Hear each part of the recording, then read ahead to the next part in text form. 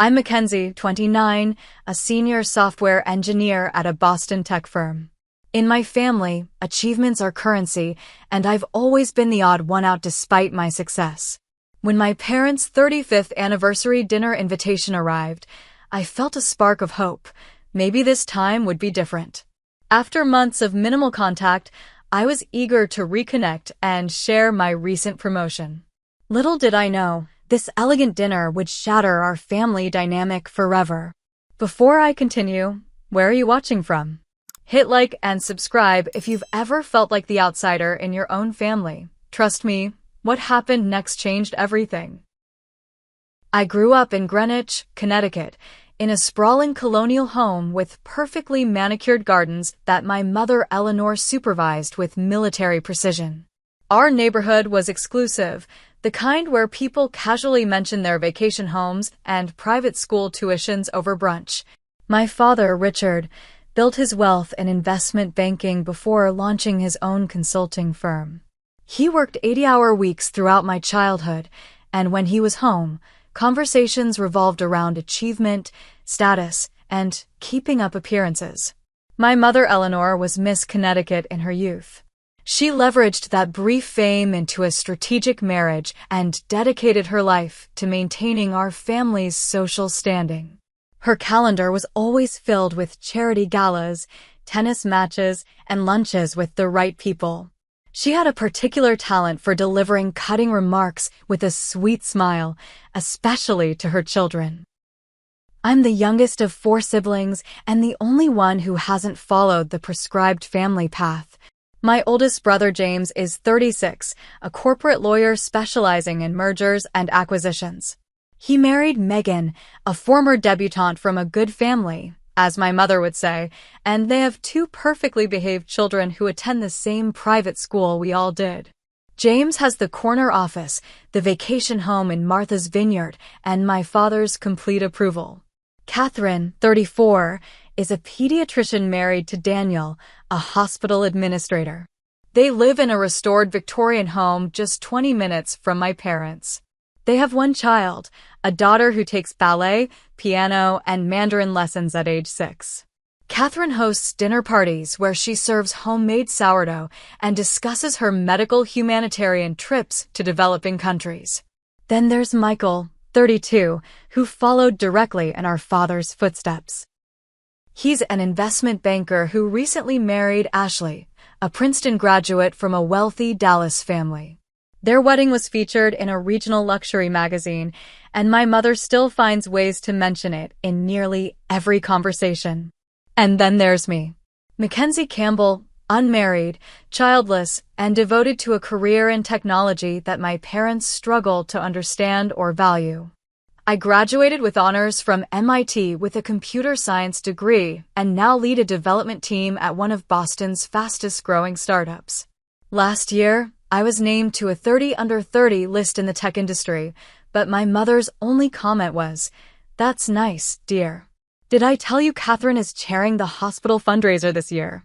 I've always been the family's black sheep, though on paper my achievements rival those of my siblings. The difference is that I chose a path my parents didn't outline for me. I live in a modern loft apartment instead of a suburban home with a white picket fence. I date occasionally but haven't settled down. I donate to causes my parents find controversial. I wear clothes for comfort rather than brand names. Family gatherings have always been exercises in subtle humiliation. At Thanksgiving 2 years ago, my father gave detailed toasts to each of my siblings, highlighting their professional and personal milestones. When he got to me, he simply said, "And Mackenzie is still doing well with her computer work." I had just led the successful launch of a platform used by millions, but that didn't fit into his narrative of success. My relationship with my parents is complicated. I love them, of course I do. They provided me with every material advantage a child could want. I had the best education, traveled internationally from a young age, never wanted for anything tangible. What was missing was acceptance. Approval without conditions. Love that didn't feel like it came with a scorecard attached. There was a family dinner last Christmas where I tried to explain a breakthrough my team had made with an AI algorithm. My mother interrupted me to ask if I'd tried the new anti-aging serum she'd recommended. Later, when Michael described a fairly standard financial analysis he'd completed, my parents listened with rapt attention, asking insightful questions. Still, I kept trying. Each family gathering was another opportunity to finally earn their recognition. I maintained my relationship with them through weekly phone calls that left me emotionally drained and monthly visits that required days of mental preparation. The invitation to their 35th anniversary dinner had arrived in an embossed envelope with gold lettering. The event would be held at my parents' home, but catered by a renowned chef who had appeared on several cooking shows. The dress code was formal. I immediately marked my calendar and requested time off work. 2 weeks before the dinner, I received exciting news. I was being promoted to Director of Engineering with a substantial salary increase and equity package. After years of 70-hour work weeks and sacrificed weekends, my dedication had paid off. This was exactly the kind of achievement my family valued, or so I thought. I spent an entire weekend searching for the perfect dress, eventually selecting a tailored midnight blue gown that projected both sophistication and success. I had my hair professionally styled, splurged on new makeup, and purchased a pair of diamond earrings that cost nearly a month's rent, an extravagance I would typically avoid, but I wanted to look the part of a successful daughter. I also carefully selected my parents' anniversary gift, a custom-made crystal vase from a renowned artist whose work was displayed in museums, including one piece my mother had admired during a gallery opening years ago. I'd been saving for months to afford it. The night before the dinner, I rehearsed how I'd share my news. Not too boastful, but confident. I practiced answers to potential dismissive comments. I visualized my parents finally saying they were proud of me. This time would be different. This time I'd break through. I just needed to present my accomplishments in terms they understood and valued. Director was a title that conveyed authority. The salary bump put me in an income bracket my father respected. The company's prestige would satisfy my mother's status concerns. I had all the right elements to finally earn my place at the family table, literally and figuratively. As I laid out my outfit and packed the carefully wrapped anniversary gift, I felt genuinely hopeful. Maybe this milestone would finally bridge the gap between us. Maybe at 29, I would finally feel like a valued member of the Campbell family. The day of the anniversary dinner arrived with perfect early summer weather, sunny and warm with a gentle breeze. As I applied my makeup, I gave myself a pep talk in the mirror. You're accomplished, intelligent, and worthy of respect. Tonight will be different. I repeated these affirmations while slipping into my midnight blue dress and fastening those expensive diamond earrings. I checked my appearance one final time before heading out. The woman in the mirror looked polished and successful, exactly the daughter my parents should be proud to have. I carefully placed their gift in my car and began the 90-minute drive from Boston to Greenwich. During the drive, I rehearsed mentioning my promotion. By the way, I have some exciting news to share. I've been promoted to Director of Engineering. Simple, straightforward, not too boastful. I practiced receiving congratulations graciously. I imagined my father finally giving me that approving nod he reserved for my siblings. When I turned onto the long driveway leading to my parents' colonial mansion, my stomach tightened with familiar anxiety. The house looked particularly impressive today, with professional landscaping freshly completed and white roses in full bloom along the walkway. Several luxury vehicles already lined the circular driveway. My siblings had arrived before me. I checked my watch, 6:15 p.m., 15 minutes before the stated arrival time. I'd planned to be early to help with any last-minute preparations, a strategy I'd employed since childhood to demonstrate my usefulness. I took a deep breath, grabbed the gift, and approached the front door. My mother answered wearing an elegant silver gown and pearls that had belonged to my grandmother. "Mackenzie, there you are." She air-kissed both my cheeks, careful not to smudge her makeup. You look appropriate. Come in, everyone's already here. The entry hall was filled with elaborate flower arrangements, and the sound of classical music drifted from hidden speakers. My father emerged from his study, distinguished in his tailored tuxedo. "Mackenzie," he said with a nod, then checked his watch. "Right on time." "Good." The simple greeting was as warm as I could expect from Richard Campbell. I handed him the anniversary gift, which he passed immediately to my mother without opening it. "Let's put this with the others, shall we?" she said, placing it on an already crowded table in the corner. My siblings and their spouses mingled in the living room, champagne flutes in hand. James and Megan stood near the fireplace, both looking like they'd stepped out of a luxury magazine advertisement. Catherine and Daniel were engaged in conversation with a couple I didn't recognize, likely my parents' friends. Michael was showing his new wife Ashley the family photos on the mantel, carefully explaining who was who. "Mackenzie." Catherine spotted me first, waving me over. "We were just wondering when you'd arrive." I navigated through the room, accepting a glass of champagne from a server. "I'm actually 15 minutes early," I pointed out with a smile. "Oh, are you?" "We all decided to come an hour early to help set up," Catherine replied. The implication was clear. I should have known to arrive earlier than the stated time. Another unspoken family rule I'd failed to follow. "The dress is nice," Megan commented, giving me a quick once-over. "Is it off the rack?" The question carried the subtle hint that anything not custom-made or designer was somehow lesser. "Thanks," I replied, choosing not to engage with the implied criticism. "Congratulations on your firm's recent case, James. I read about it in the journal." James straightened his already perfect posture. "Yes, quite a significant win.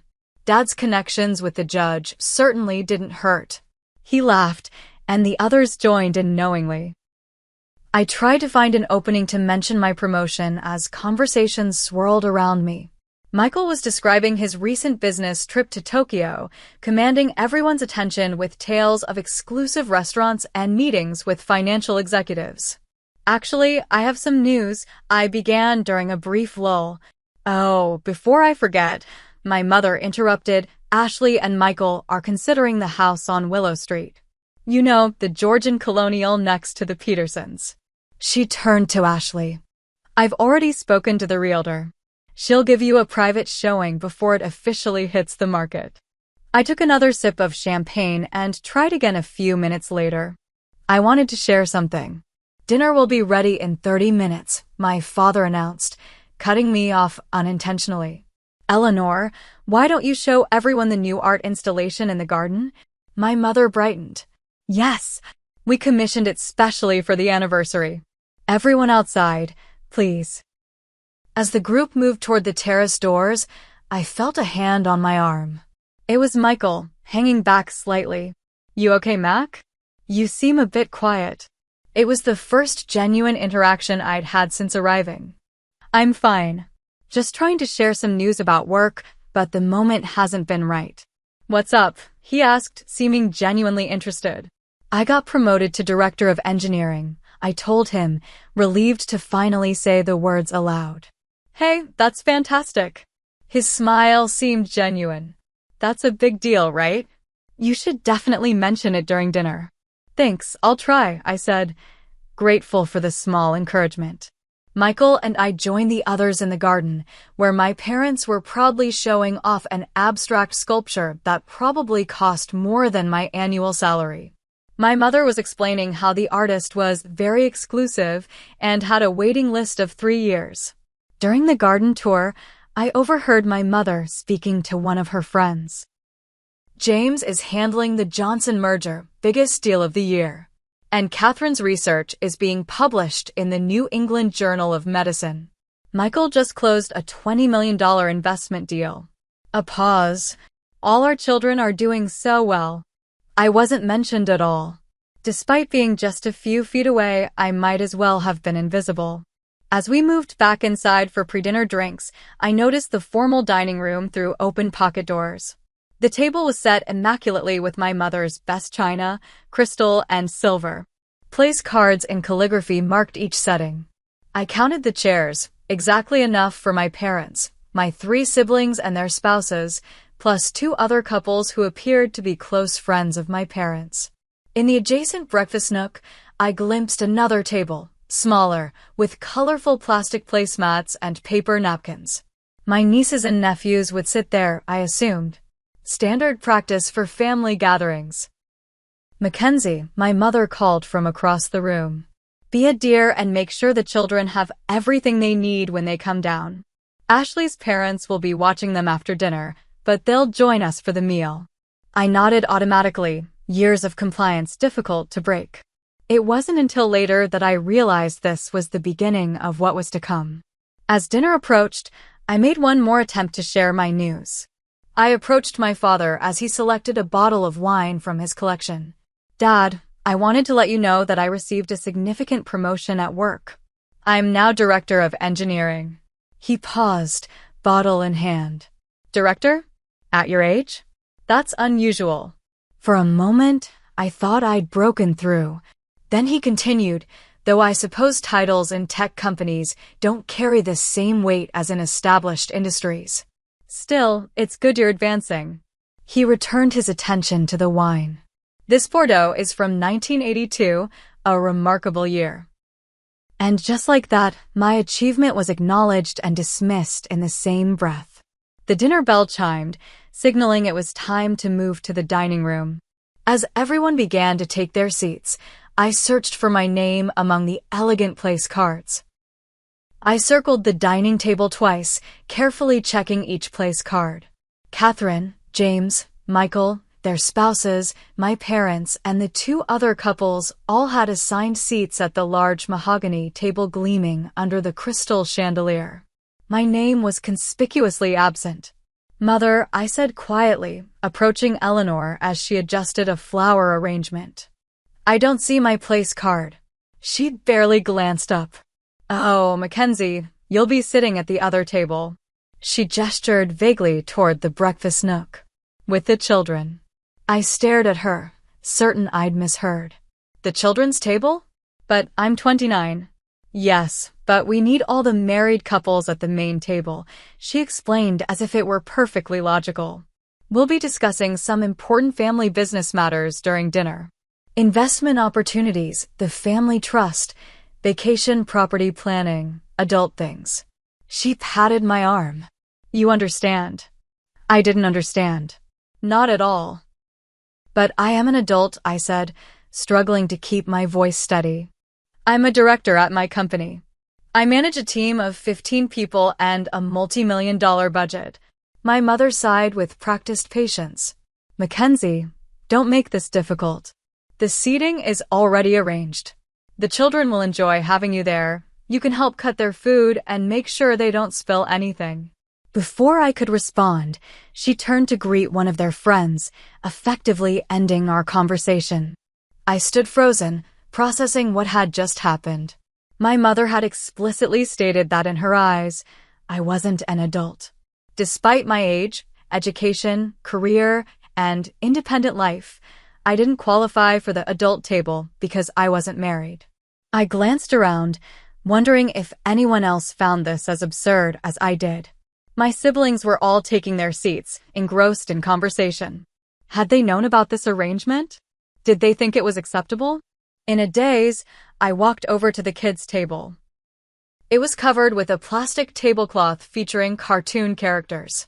Paper plates and plastic cups were set at each place, along with colorful napkins. A stark contrast to the fine china, crystal glassware, and linen napkins at the main table. My nieces and nephews began filtering in, ranging from 4 to 9 years old. James's son Henry, the oldest at 9, looked surprised to see me. Aunt Mackenzie, are you sitting with us? I forced a smile. Apparently so. But you're a grown-up, he said with the straightforward logic of a child. You'd think so, wouldn't you? I replied, trying to keep my tone light. 8-year-old Sophie, Catherine's daughter, climbed into the chair beside me. I'm glad you're sitting with us. The grown-up table is boring anyway. They just talk about money and stuff. I helped the younger children into booster seats while the catering staff began serving appetizers. At the main table, delicate plates of seared scallops with truffle oil were being presented. At our table, a server somewhat apologetically set down a platter of chicken fingers and carrot sticks. "Miss, would you like the adult appetizer?" the server asked me quietly. Before I could answer, my mother called from the main table. "Just give her the children's meal. It's simpler that way." The server gave me a sympathetic look before walking away. I sat there, surrounded by children, watching as my family engaged in animated conversation at the adult table. Occasionally, one of them would glance over Catherine with apparent sympathy, James with disinterest, Michael with what seemed like discomfort. "Aunt Mackenzie, can you open my ketchup?" asked James's younger son Ethan, handing me a small packet. I tore it open for him, then helped Sophie cut her chicken into smaller pieces. All the while, I maintained a calm exterior while internally cycling through shock, humiliation, anger, and hurt. From the main table, I could hear fragments of conversation. They were indeed discussing family financial matters, the shared vacation property in the Berkshires, investment opportunities, tax strategies. Things that, as a financially independent adult with my own investments, I had every right to participate in. At one point, I tried to join their conversation from my seat. My father was discussing a potential investment opportunity. "Have you considered tech startups?" I called over. "The sector I work in has several promising companies with strong growth potential." The table fell silent, everyone turning to look at me. My father cleared his throat. "We're focusing on established industries with proven track records." He turned back to the others, effectively dismissing my input.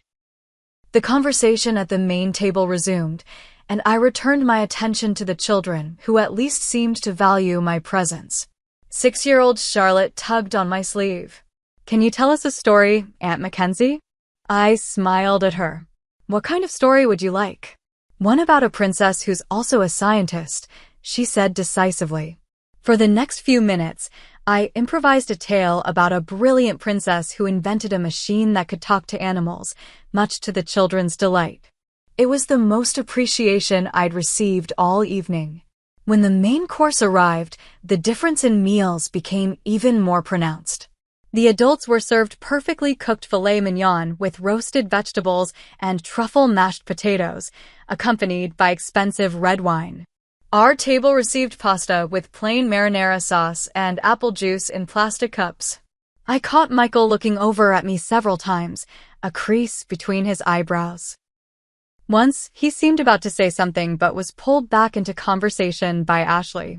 Dessert was the final insult. The adult table was served a delicate chocolate soufflé with gold leaf and aged port. The children's table got ice cream sundaes with sprinkles.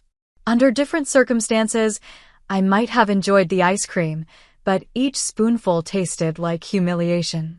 Throughout the meal, I maintained my composure. I engaged with the children, helped them when needed, and pretended this situation was perfectly normal. But inside, something had shifted. A lifetime of seeking approval, of making excuses for my family's behavior, of believing that if I just achieved enough they would finally see me as an equal, it all crystallized into a moment of clarity. I would never be enough for them. Not because of any deficiency on my part, but because they had decided my worth was tied to fitting their narrow definition of success: marriage, conventional career, traditional life choices. My accomplishments would always be secondary because they didn't align with their preferred narrative. As I sat there, helping Charlotte wipe ice cream from her chin, I made a decision. I wouldn't cause a scene. I wouldn't confront them publicly. But I also wouldn't continue to participate in my own diminishment. As the evening progressed, my parents moved to the formal living room for coffee and after-dinner drinks. The nanny arrived to take the children upstairs for bed, yet no one indicated I should join the adults. It was as if I existed in some nebulous space between childhood and adulthood in my family's eyes, old enough to supervise children, but not mature enough to participate in grown-up conversations. "Aunt Mackenzie?" Charlotte tugged at my dress before being led upstairs. Will you come read me a bedtime story later? I knelt down to her level. Not tonight, sweetheart. I have to leave soon, but I'll see you another time, okay? I gave her a tight hug, inhaling the sweet scent of her strawberry shampoo. Promise. Her small voice held such sincerity. I promise, I replied, meaning it despite my uncertainty about when I'd next interact with my family. As the children were led upstairs, I slipped into the powder room to collect myself. The face in the mirror looked composed, but I recognized the hurt in my own eyes. I'd spent years believing that if I just achieved enough, proved myself enough, my family would finally see me as their equal. Tonight had shattered that illusion conclusively. I refreshed my lipstick and took several deep breaths. Then I made a decision I would leave quietly, without confrontation or drama. Not out of cowardice, but because creating a scene would only reinforce their view of me as immature and emotional. I returned to find my family and their friends engaged in animated conversation in the living room. Crystal glasses of expensive cognac in hand, they were laughing at something James had said. No one noticed as I entered the room or as I collected my small evening purse from where I'd left it. My father had just stood to make a toast. To 35 remarkable years with the most extraordinary woman, he began, raising his glass to my mother. All attention was on him, which provided the perfect cover for my exit. I slipped out of the living room and through the grand foyer. I didn't stop to retrieve my wrap from the coat closet. The summer night was warm enough. At the last moment, I hesitated by the gift table, considering whether to take back the expensive crystal vase I'd given them.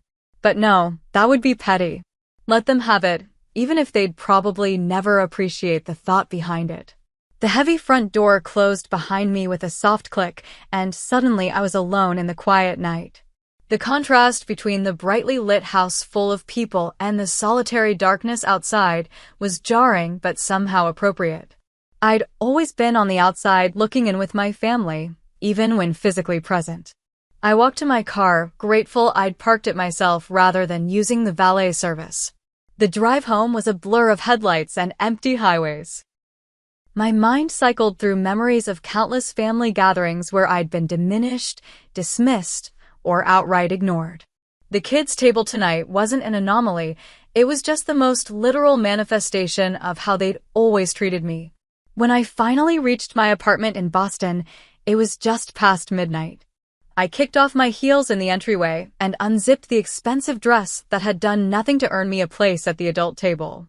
In my bathroom, I carefully removed the diamond earrings and placed them in their box.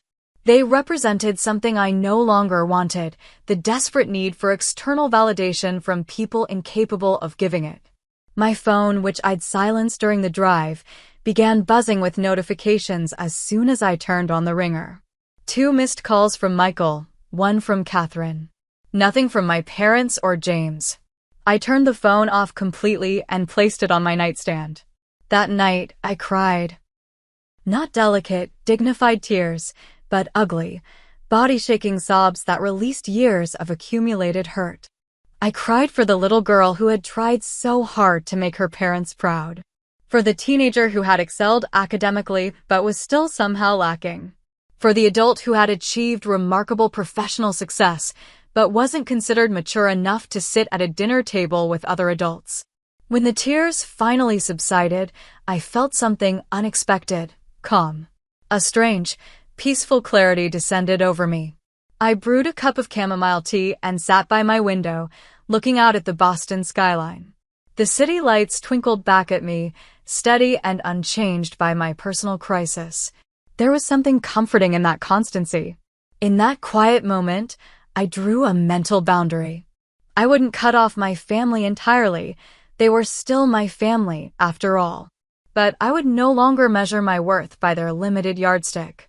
I would no longer twist myself into shapes trying to earn their approval. I would engage with them on my terms, protecting my own emotional well-being first. Before going to bed, I checked my phone one last time. The missed calls had multiplied, 5 from my mother, 3 more from Michael, 2 from Catherine, 1 from James, and even 1 from my father, unprecedented in my memory. Text messages had accumulated as well, ranging from Michael's concerned, "Are you okay? Where did you go?" to my mother's increasingly irritated, "Where are you?" to "How could you be so rude as to leave without saying goodbye?" I turned the phone off again and placed it in a drawer. Whatever crisis they were experiencing due to my absence, it could wait until I was ready to engage. For perhaps the first time in my life, I prioritized my own emotional needs over their expectations. As I drifted off to sleep, I felt something shifting inside me, like tectonic plates realigning after an earthquake. The hurt was still there, but alongside it grew something new: self-respect. The kind that comes not from external validation, but from honoring your own boundaries. My last thought before sleep claimed me was that sometimes the most powerful response isn't a dramatic confrontation, but simply removing yourself from a situation that diminishes you. In walking away without drama, I had finally claimed my adulthood more definitively than any seat at their table could have confirmed. I woke the next morning to sunlight streaming through my bedroom windows. For a moment, I existed in the peaceful space between sleep and full consciousness, before the events of the previous night came flooding back. My first instinct was to check my phone, to see the damage, to begin the familiar cycle of explanation and appeasement. Instead, I made myself a cup of coffee and sat on my small balcony, watching the city come alive below me. Only after finishing my coffee did I retrieve my phone from the drawer. 26 missed calls, 43 text messages, 9 voicemails. The missed calls were primarily from my mother, 12, with others distributed among my father, 3, more than he'd called in the previous year combined, Catherine, 5, James, 2, and Michael, 4. Even Ashley and Megan had each called once. I scrolled through the text messages without opening them. The previews told me enough. They ranged from concerned to confused to angry. My mother's messages had a clear progression from "Where did you go?" to "Call me immediately" to "This behavior is completely unacceptable." I didn't listen to the voicemails. Instead, I sent a brief text to Michael, who had seemed the most genuinely concerned. "I'm fine. Need some time. We'll be in touch when I'm ready." Then I turned my phone off again. That morning, I called my office and requested a week of personal leave. As a newly promoted director who rarely took time off, my request was granted without question. I needed space to process what had happened and what it meant for my relationship with my family going forward. The first 2 days were the hardest. Years of conditioning had trained me to respond immediately to family demands, to smooth things over, to be the peacekeeper. The silence felt both liberating and terrifying. What would happen if I simply refused to play my assigned role? On the 3rd day of my self-imposed exile, I called my therapist, Dr. Larson, whom I'd been seeing on and off for years. She squeezed me in for an emergency session that afternoon. "They sat you at the children's table?" Dr. Larson repeated, her professional composure momentarily slipping to reveal genuine surprise. I nodded, recounting the details of the evening and my silent departure. "How did that make you feel?" she asked, the classic therapist question, somehow exactly what I needed. "Invisible," I replied after a moment's consideration. "Like no matter what I achieve professionally or personally, I'll never be a real adult in their eyes because I'm not married." Dr. Larson nodded. "You've talked before about feeling that your accomplishments aren't valued in your family. This seems like a particularly concrete manifestation of that dynamic. It's like they have this script for what success looks like," I said, "and no matter how successful I am by normal standards, if I don't follow their script exactly, it doesn't count." "What does your script look like, Mackenzie?" she asked. "Not theirs, yours." The question caught me off guard. I'd spent so much time trying to earn approval within their value system that I hadn't fully articulated my own. We spent the rest of the session exploring that question, and I left with homework to write my own definition of a successful, meaningful life. That evening, I called Sophie, my closest friend since college. She had been warning me about my family's treatment for years, but I'd always defended them or minimized their behavior. They did what? Sophie exclaimed when I told her about the kids' table. Mac, I don't even have words. I know it sounds ridiculous, I said. If it had happened to someone else, I'd tell them to cut those toxic people out of their life immediately. So why are you holding yourself to a different standard? She asked gently. Because they're family, I answered automatically, then paused. But that's not a good enough reason to accept being treated like I'm less than, is it? No, it's not, Sophie confirmed. Blood relation doesn't give anyone the right to diminish you. Over the next few days, I reconnected with friends I'd neglected while pursuing my career and my family's approval. I was surprised by how many of them expressed concern about how my family treated me, concerns I dismissed in the past. Remember when your parents visited last year? My friend Tara reminded me over coffee. Your mom kept introducing you as our daughter who works with computers even after you explained you were leading major software development projects. And when we all went to dinner, added our friend Derek, your dad spent 20 minutes talking about your brother's job, but changed the subject when you tried to explain your recent promotion. I'd rationalized these incidents at the time. My parents didn't understand tech. They were just proud of James. They didn't mean anything by it. Now I saw them as part of a pattern I could no longer ignore. I spent the remainder of my week off engaged in what I could only describe as emotional archaeology, excavating years of interactions with my family and examining them with fresh eyes. I started journaling, filling pages with memories and patterns I'd previously excused or normalized. I remembered being 16 and winning a national coding competition, only to have my father ask why I couldn't apply that intelligence to something practical like pre-med courses. I remembered my mother's thinly veiled disappointment when I chose MIT over her alma mater. I remembered countless holiday dinners where my sibling spouses were included in family photos while I was told to take one of everyone together. The journaling exercise was painful but clarifying. I wasn't imagining the pattern, it was real and consistent. My family's inability to value me as I was had nothing to do with my worth and everything to do with their narrow definition of success. During this week, I also rediscovered interests I'd abandoned while pursuing career advancement and family approval. I dug out my watercolors, untouched for years, and spent an afternoon painting by the Charles River. I attended a pottery class I'd been meaning to try. I went to a concert alone and enjoyed every minute. I reorganized my apartment, donating clothes I'd bought to impress my mother, but never felt comfortable wearing. I rearranged my furniture to better suit my preferences rather than adhering to my mother's decorating advice. These small changes were symbolic of the larger shift happening inside me, creating space for my authentic self rather than the person my family wanted me to be. On the 6th day of my silence, I started drafting a letter to my family. I didn't intend to send it immediately, but the process of articulating my feelings helped clarify my thoughts. I wrote about the consistent pattern of dismissal I'd experienced, about how the kids' table incident was merely the most obvious manifestation of how they'd always treated me, about my need for respect and recognition of my adulthood and accomplishments. I don't need you to understand my career choices or life decisions, I wrote. I need you to respect that they are mine to make. I don't need you to value what I value, but I need you to respect that my values are valid.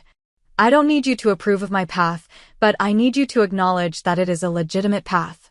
I didn't send the letter. Not yet. But writing it helped me understand what I needed from my family going forward and what boundaries I needed to establish. By the end of the week, I felt stronger and clearer than I had in years. The hurt hadn't disappeared. I doubted it ever would completely. But it no longer dominated my emotional landscape. Instead, I felt a growing sense of self-trust and determination. On Sunday night, before returning to work, I turned my phone back on, prepared to face whatever awaited me. The deluge of notifications was overwhelming. More missed calls, more texts, even emails. My mother had progressed from anger to concern to outright manipulation, her last message reading, "Your father's blood pressure is elevated because of your behavior. Is that what you want?" I took a deep breath and reminded myself of the boundaries I'd established during my week of reflection. Then I sent a brief message to the family group chat. I'm safe and well. I needed time to process what happened at the dinner. I'll be in touch when I'm ready to discuss it. Please respect my need for space right now. Then I muted the chat, set my phone aside, and prepared for my first day as a director who no longer needed her family's validation to know her worth.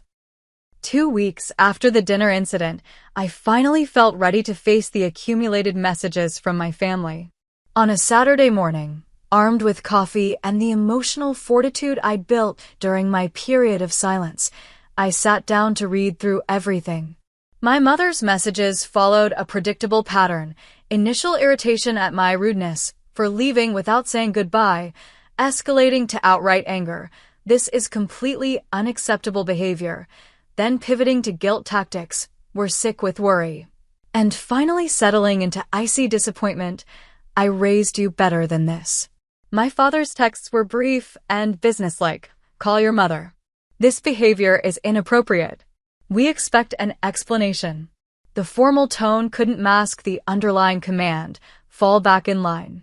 James's messages were sparse and formal. Your departure was noticed.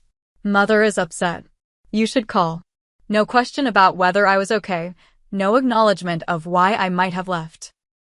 Catherine's texts showed more concern. Mac, are you all right? Let me know you're safe. Then later, I understand you might have felt uncomfortable, but disappearing isn't the solution. Mom and Dad are really worried. Her messages balanced genuine concern with subtle pressure to conform to family expectations, typical Catherine. Michael's messages surprised me the most. I get why you left. That kids' table thing was messed up. Let me know if you want to talk. And later, they're going ballistic about you not responding. Take the time you need, but I'm here when you're ready. I hadn't expected such understanding from any of them. Michael and I had always gotten along well enough, but we'd never been particularly close. His recognition of the situation gave me a glimmer of hope that at least one family member might be capable of seeing my perspective. After reading everything, I responded individually to my siblings. To James, a brief, I'm fine. Thank you for your concern. To Catherine, a little more. I appreciate your worry, but I needed space to process how I was treated. To Michael, I sent, thanks for understanding. I might take you up on that talk soon. I didn't respond to my parents yet. I needed more time to formulate a response that was neither placating nor inflammatory, a difficult balance with them. 3 days later, as I was leaving my office building, I spotted my parents' Mercedes parked across the street. My stomach dropped. The surprise ambush was a classic Eleanor Campbell tactic, one she'd employed since my childhood whenever she felt I was avoiding necessary discipline. They exited the car when they saw me, both dressed impeccably as always. My mother in a tailored Burberry coat despite the warm weather, my father in one of his custom suits. They looked so out of place among the casually dressed tech workers streaming out of my building. Mackenzie, my mother called, striding toward me with purpose. Finally. We've been trying to reach you for weeks. I took a deep breath, centering myself. I sent a message saying I needed space. Space? My father's tone made the word sound ridiculous. You can't just disappear after behaving rudely at an important family event. Several of my colleagues passed by, glancing curiously at the unfolding scene. I had no desire to have this conversation on the sidewalk outside my workplace. There's a coffee shop around the corner, I said, keeping my voice level. We can talk there. The cafe was busy enough to provide background noise, but not so crowded that we couldn't find a table in the corner. My parents looked distinctly uncomfortable in the hipster establishment with its mismatched furniture and baristas sporting colorful hair and tattoos. What is this place? My mother asked, eyeing a nearby table where a young man with a septum piercing typed on a laptop decorated with stickers. A coffee shop where normal people go, I replied, unable to completely suppress my irritation. What are you doing in Boston? You could have called before coming. We did call. Many times. My father's voice carried that familiar note of authority that had intimidated me throughout my childhood. You chose not to answer. I sent a message explaining that I needed time.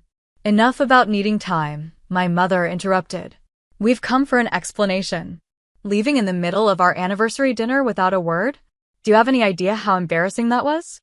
Mrs. Rothschild asked where you'd gone, and I had no answer. Of course, her primary concern was how my absence had affected her social standing. I left because I was hurt and humiliated, I said directly. You sat me at the children's table, Mother. I'm 29 years old. Don't be so dramatic. It was a practical arrangement. The main table was for couples discussing family business matters. I am family. I have as much right to be involved in family business discussions as anyone else. My father cleared his throat. The discussions primarily concerned matters relevant to established households, estate planning, property investments. I own property, I interrupted. I have investments. I manage a multi-million-dollar budget at work. I was just promoted to director of engineering, not that either of you bothered to ask about my career. There's no need to take that tone, my mother said, looking around as if concerned someone might overhear. We've always supported your computer hobby. It's not a hobby, Mother. It's my career. A successful one. Of course it is, dear, she said dismissively. But family gatherings are about family matters. And I'm not family? The question hung in the air between us. My father looked genuinely confused. Don't be absurd, Mackenzie. Of course you're family. Then why am I consistently treated as less than? Why are my accomplishments dismissed? Why was I seated with children instead of with the other adults in the family? You're being oversensitive, my mother said, reaching for her water glass. As usual. No, I'm not. This has been a pattern my entire life. The kids' table was just the most literal manifestation of how you view me as not quite an adult because I haven't followed your precise definition of success. My parents exchanged a look I knew well. The Mackenzie is being difficult again, look I'd seen throughout my childhood and adolescence. We've always wanted what's best for you, my father said stiffly. No, you've wanted what you think is best for me. What fits your narrative of success? You've never asked what I want or valued what I've achieved on my own terms. My mother's expression hardened. We gave you every advantage. The best schools, every opportunity. If you've chosen a path that's less conventional, that's your prerogative. But don't blame us for the natural consequences. Natural consequences? Being seated with children at a family dinner is not a natural consequence of my career choice or marital status. It's a deliberate exclusion. You're blowing this entirely out of proportion, my father said. It was a seating arrangement, not a judgment. It was both, I insisted. And it's part of a lifelong pattern. When have either of you ever shown genuine interest in my work? When have you ever acknowledged my accomplishments without immediately comparing them to James or Catherine or Michael? They were silent, perhaps genuinely trying to recall such an instance and coming up empty. We don't understand your work, my mother finally said, as if that excused everything. You've never tried to understand it. Or me. More uncomfortable silence followed. My father checked his watch, a gesture I'd seen countless times during conversations he found tedious or challenging. What exactly do you want from us, Mackenzie? He asked. Respect, I answered without hesitation. Recognition that I'm an adult with valid choices and achievements, even if they're different from what you would have chosen. Acknowledgement that my place in this family is equal to my siblings, regardless of whether I'm married or have children. My mother sighed dramatically. If we've given you the impression that we don't respect you, then I suppose we apologize. But disappearing from the dinner and ignoring our calls was childish. That's hardly the behavior of someone asking to be treated as an adult. Her non-apology and immediate criticism were so predictable I almost laughed. I left quietly to avoid causing a scene. I took time away to process my feelings instead of responding emotionally. Those were mature choices. The mature choice would have been to stay and discuss any concerns appropriately, my father countered. When? Between cutting the children's food and being explicitly told that the adult conversations weren't for me. We went back and forth like this for nearly an hour, talking in circles. They acknowledged no wrongdoing beyond, perhaps, a misunderstanding. I refused to accept that characterization of what had happened. Finally, my mother delivered her ultimatum. This has gone on long enough. We expect you to apologize for leaving the dinner and causing us worry. Then we can put this unfortunate episode behind us and return to normal. Normal isn't working for me anymore, I replied quietly. I won't apologize for protecting myself from further hurt. If you want a relationship with me going forward, it needs to be one based on mutual respect. My father's expression darkened. That sounds like a condition. It's a boundary, I corrected. I love you both, but I won't continue to participate in dynamics that diminish me. My mother's face went through a series of expressions. Shock, confusion, anger, and finally a cold detachment I'd seen directed at others, but never at me. I don't even recognize you anymore, she said, gathering her purse. This isn't how we raised you to behave. Maybe that's not entirely a bad thing, I replied. They left shortly after, my father leaving cash on the table for coffees that had gone cold and largely untouched. No hugs, no resolution, just my mother's parting comment. Call us when you're ready to be reasonable. I sat alone in the cafe long after they'd gone, processing the conversation. It had gone exactly as I'd expected and feared. They were incapable of seeing my perspective or acknowledging their behavior. Yet despite the pain, I felt strangely peaceful. I had stood my ground, articulated my feelings, and set clear boundaries, all things the old Mackenzie would have found terrifying. As I finally left the cafe, I realized I was walking a little taller, breathing a little easier. The confrontation hadn't yielded the understanding I might have hoped for, but it had confirmed what I needed to do for my own well-being. Sometimes the most valuable outcome of speaking your truth isn't changing others' minds, it's confirming your own. 6 months passed after the confrontation with my parents. Autumn leaves had given way to Boston's first winter snow, and my life had settled into a new rhythm, one defined by my choices rather than my family's expectations. My relationship with my parents remained distant but civil. We exchanged brief texts on holidays and birthdays. They sent an expensive but impersonal gift for Christmas. I called them once a month for short, surface-level conversations. It wasn't the warm, accepting relationship I'd once hoped for, but it was one I could navigate without sacrificing my self-respect. James and I had little contact beyond family logistics. Catherine made occasional efforts, inviting me to lunch when she was in Boston for medical conferences. These meetings were awkward, but not unpleasant.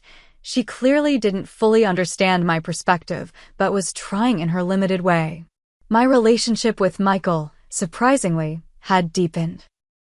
After the confrontation with our parents, he'd called me. "They're telling everyone you had some kind of breakdown," he'd said without preamble. I had laughed despite myself. Of course they are. For what it's worth, I told them they were wrong. That kids' table thing was messed up. I should have said something that night. That conversation had been the beginning of a new understanding between us. Michael, it turned out, had his own complicated feelings about our family dynamics. As the golden boy who had followed our father's exact career path, he'd experienced a different kind of pressure, the expectation of perfection, the conditional love tied to achievement. We began meeting for dinner every few weeks when his work brought him to Boston. During one of these dinners, he confessed, "Sometimes I envy you for breaking away. I've built my entire life around their definition of success, and some days I wake up wondering if any of it is actually what I want." These conversations gave me an unexpected gift, a genuine relationship with at least one family member, built on honesty rather than performance. Professionally, I continued to thrive. The promotion to director had brought new challenges and opportunities. Without the emotional drain of constantly seeking my family's approval, I had more energy to invest in my work and my team. I received an industry leadership award that the old Mackenzie would have immediately called her parents about, seeking validation they'd never truly give. The new Mackenzie celebrated with friends who genuinely understood the achievement. Speaking of friends, my social circle had expanded and deepened. I joined a support group for adults dealing with family expectations, which met weekly in a community center downtown. Hearing others' stories, some painfully similar to mine, helped me understand that my experience wasn't unique and gave me tools for continuing to navigate my relationship with my parents. Setting boundaries isn't selfish, it's necessary. Gloria, our group facilitator, often reminded us. You can love your family while still protecting yourself from harmful patterns. I'd also started dating again, but with a different approach. Before, I'd either hidden potential partners from my family, knowing they wouldn't approve, or I'd evaluated them partly through my parents' likely perception. Now I was seeing someone, Brian, a high school music teacher with a warm laugh and thoughtful nature, who the old Mackenzie might have hesitated to introduce to my status-conscious family. The new Mackenzie simply enjoyed his company and the way he listened attentively when I talked about my work, even though he didn't understand all the technical details. As Thanksgiving approached, the inevitable family invitation arrived, a formal email from my mother detailing the schedule, dress code, and sleeping arrangements. I declined politely, explaining I had made other plans. The other plans were real. I'd organized a Friendsgiving at my apartment for others who, for various reasons, weren't spending the holiday with biological family. Sophie was coming, along with several colleagues who lived too far from home to travel for the short holiday, 2 members from my support group, and Brian. The morning of Thanksgiving, I woke early to start preparing. My apartment filled with the sense of roasting turkey and baking pies. Sophie arrived first, arms full of wine bottles and side dishes. Your mom called me yesterday, she announced as she arranged cheese on a platter. She wanted to know if I knew why you weren't coming home for Thanksgiving. I paused in my vegetable chopping. What did you tell her? That she should ask you directly, Sophie replied. Then I said you were hosting your own Thanksgiving for friends and that I was looking forward to it. She didn't like that much. I laughed, but there was a twinge of sadness too. Even after everything, a small part of me still wished for their understanding, their acceptance. Not enough to sacrifice my well-being, but enough to feel the loss of what might have been. Do you regret it? Sophie asked, reading my expression. Setting boundaries with them? I considered the question seriously. No. I regret that it was necessary. I regret that they couldn't give me what I needed. But I don't regret choosing myself. My apartment gradually filled with guests, laughter, and conversation. We ate at mismatched tables pushed together in my living room, using my everyday plates alongside borrowed dishes and disposable options. Some of us dressed up, others came in jeans and sweaters. Nobody cared.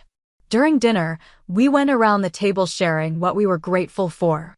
When my turn came, I looked at the diverse faces surrounding me, people who accepted me exactly as I was. I'm grateful for chosen family, I said. For the people who see you clearly and love you anyway. For second chances and new beginnings. For the courage to define success on my own terms. Later that evening, after most guests had left and only Sophie and Brian remained to help with cleanup, my phone rang. It was Michael. Happy Thanksgiving, he said when I answered. Just calling to check in. Things are tense here without you. I'm sorry about that, I said, meaning it. How are you doing? Managing. Ashley and I have been talking. About a lot of things, actually. About family patterns we don't want to continue. He paused. Your standing up to mom and dad made me think about stuff I've been accepting that I shouldn't. We chatted for a few more minutes before he had to rejoin the family dinner. After hanging up, I felt a complicated mix of emotions, sadness for the ongoing family tension, hope for Michael's growing awareness, pride in my own journey. The healing process wasn't linear. Some days were harder than others. Sometimes I still caught myself seeking approval or measuring my worth by my family's standards. But those moments became less frequent, less powerful. I was learning that family relationships exist on a spectrum. Complete estrangement wasn't necessary, but neither was complete submission to harmful dynamics. I could maintain limited contact on my terms while building a fulfilling life centered on my own values. Perhaps the most important lesson was recognizing that the absence of my parents' approval didn't diminish my accomplishments or worth. Their inability to see and celebrate me spoke to their limitations, not mine. And while I might always carry some sadness about what our relationship could have been, I didn't have to let that define my future. As winter settled over Boston, I looked forward to the year ahead with a sense of peace I'd never known before. Not because everything was perfect, it wasn't. But because I had finally learned to define my own worth rather than outsourcing that judgment to others, even those who had known me longest. The journey wasn't over. Family dynamics don't transform overnight, and old patterns have a way of resurfacing when least expected. But I had tools now that I hadn't possessed before: boundaries, self-awareness, a support system, and most importantly, the knowledge that I was enough, exactly as I was. Have you ever had to set boundaries with family members who couldn't see your worth? How did you handle it? Share your experiences in the comments below. Sometimes knowing we're not alone in these struggles is the most powerful medicine. And if you found my story helpful, please like, subscribe, and share with someone who might need to hear it. Remember, your worth isn't determined by others' ability to see it. Thank you for listening, and may you find the courage to honor your authentic self, whatever that looks like for you. I'm Allison, 32 years old, and I never thought I'd have to call the police on my own family. After years of hard work, I finally bought my dream home, only to have my parents demand I give it to my sister Bridget during what was supposed to be a celebration. The shock still hasn't worn off. How does a birthday gathering turn into your father screaming, "Give us the keys and get out," while blocking the exits? I still remember the officer's face when he realized what was happening. If you've ever had family try to take what's rightfully yours, let me know where you're watching from. Hit subscribe to follow my journey from betrayal to standing my ground when my own parents tried to steal my home. Growing up in suburban Boston, I always felt the invisible divide between how my parents treated me versus my younger sister Bridget. It wasn't anything I could pinpoint precisely at first, just subtle differences that accumulated over time like dust in corners you can't quite reach. Bridget got the newer clothes, more elaborate birthday parties, and endless second chances when she messed up. Meanwhile, I learned early that I needed to be self-sufficient. My academic achievements were met with nods and quick subject changes, while Bridget's C- was celebrated with ice cream because at least she tried her best. I threw myself into schoolwork, earning scholarships that covered most of my college tuition at Boston University. My parents never offered to help with expenses, telling me that my scholarships meant I had it covered, yet they paid for Bridget's entire education at a private liberal arts college, including an apartment off campus, so she wouldn't have to deal with stressful dorm life. I worked 30 hours a week at a campus coffee shop while maintaining my GPA, learning to function on 5 hours of sleep and leftover pastries. After graduation, I started as an entry-level financial analyst at a respected firm in the city. The hours were brutal, but I was determined to build something for myself. While my colleagues complained about their student loans, I felt a quiet pride in having graduated debt-free through sheer persistence. For 5 years, I lived in a tiny studio apartment with furniture from thrift stores, working my main job plus weekend gigs doing tax preparation during season and bookkeeping for small businesses. Every dollar that didn't go to rent or basic necessities went straight into my house fund. My parents called my determination to buy a home obsessive and suggested I should live a little. Meanwhile, Bridget jumped from job to job, accumulating credit card debt and calling our parents whenever she couldn't make rent. They always came through for her, explaining that Bridget just hasn't found her path yet. When Bridget met Connor during a vacation our parents paid for, they were thrilled that she had found someone stable. Connor worked in sales, and while he seemed decent enough, he enabled Bridget's spending habits rather than helping her develop financial responsibility. They married quickly, and within 3 years had 3 children. My parents transformed into doting grandparents, watching the kids whenever asked and showering them with gifts. Bridget and Connor rented a 3-bedroom apartment, living beyond their means until they were eventually evicted for repeatedly late payments. They moved to a smaller 2-bedroom place, with my parents subsidizing their rent. Throughout all this, the pressure on me to help out my sister intensified. "You're doing so well, Allison." "Family helps family," my mother would say, conveniently forgetting that this helping only ever flowed in one direction. There was the time Bridget borrowed my car for just the weekend and returned it 2 weeks later with a dented fender and empty tank. Or when my parents assumed I would cover Bridget's portion of a family vacation since you got that bonus at work. Or the countless times Bridget would show up at my apartment unannounced, kids in tow, expecting free babysitting because you're not doing anything important anyway. Despite all this, I still craved my family's approval. So when I finally closed on my house, a charming 3-bedroom craftsman style in a good neighborhood that I had saved years for, I invited everyone over for a combination housewarming and my birthday celebration. I spent days cleaning every corner, preparing guest rooms, and cooking family favorites. I thought maybe, just maybe, they would finally see me. Really see me and what I had accomplished on my own. The pride I felt unlocking my front door each evening was indescribable. I had done what no one else in my immediate family had ever done, purchased a home without help, based entirely on my own hard work and discipline. This house represented everything I had sacrificed for, every extra shift, every skipped vacation, every night eating ramen to save a few more dollars. It was more than wood and brick. It was tangible proof that I was capable and independent. As I arranged fresh flowers on the dining table before everyone's arrival, I allowed myself to hope that this day might finally earn me the respect I'd been seeking for decades. The morning of the gathering, I woke up early to put finishing touches on my home.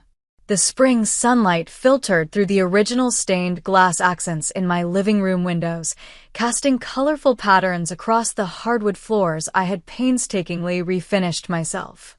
My house wasn't huge, but its charm had captured my heart instantly. The spacious kitchen with its updated appliances opened to a cozy dining area where I had placed my grandmother's restored table.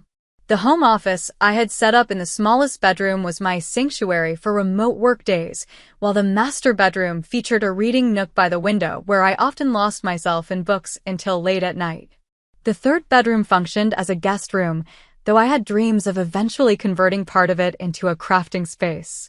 The backyard wasn't large, but I had already started a small vegetable garden and installed a bench under the maple tree. This place was undeniably mine in a way nothing else had ever been. My parents arrived first, exactly on time as always. "The neighborhood seems a bit congested," my father commented as I greeted them at the door with hugs. "You know how these older areas can go downhill quickly," my mother added, handing me a small gift bag that I would later find contained a generic scented candle from the discount store. I gave them a tour, trying to highlight the original woodwork and updated features that had made me fall in love with the property. My father inspected everything with a critical eye, pointing out minor flaws and areas that would need work soon. Mom ran her finger along surfaces checking for dust and rearranged the decorative pillows on my couch without asking. "It's certainly cozy," she said in that tone that clearly meant small. I maintained my smile, having anticipated their lukewarm reaction. My cousin Natalie arrived next, bringing warmth and genuine enthusiasm that helped ease the tension. "Allison, this place is absolutely gorgeous." "I can't believe you did all this yourself," she exclaimed, admiring the built-in bookshelves and character of the home. Her sincere appreciation was like a balm after my parents' subtle criticisms. Aunt Dorothy, my father's sister and the family truth-teller, arrived bearing a houseplant and a warm hug. "You've done wonderfully for yourself," she whispered in my ear. Don't let anyone make you feel otherwise. She pulled back, holding my gaze meaningfully. I've heard some concerning conversations lately, but we can talk about that another time. Today is for celebrating. Before I could ask what she meant, the doorbell rang again. I spent the next hour in the kitchen, preparing the special lasagna recipe passed down from my Italian grandmother, along with fresh salad and garlic bread. The familiar process of cooking helped calm my nerves, even as I heard my parents giving their own unauthorized tour to some newly arrived relatives, highlighting features of my home as if they had selected them themselves. Just as I was putting the lasagna in the oven, the front door burst open without a knock. Hello? Where is everyone? Bridget's voice carried through the house, followed immediately by the sound of running feet and squealing children. Kids, don't run in Auntie Allison's house, she called half-heartedly, making no actual attempt to stop them. I wiped my hands and went to greet them, plastering on a smile. Bridget stood in my entryway, looking around with an appraising eye, designer purse hanging from her arm despite her financial struggles. Connor hung back, nodding awkwardly at me while shooting glances around the foyer and living room.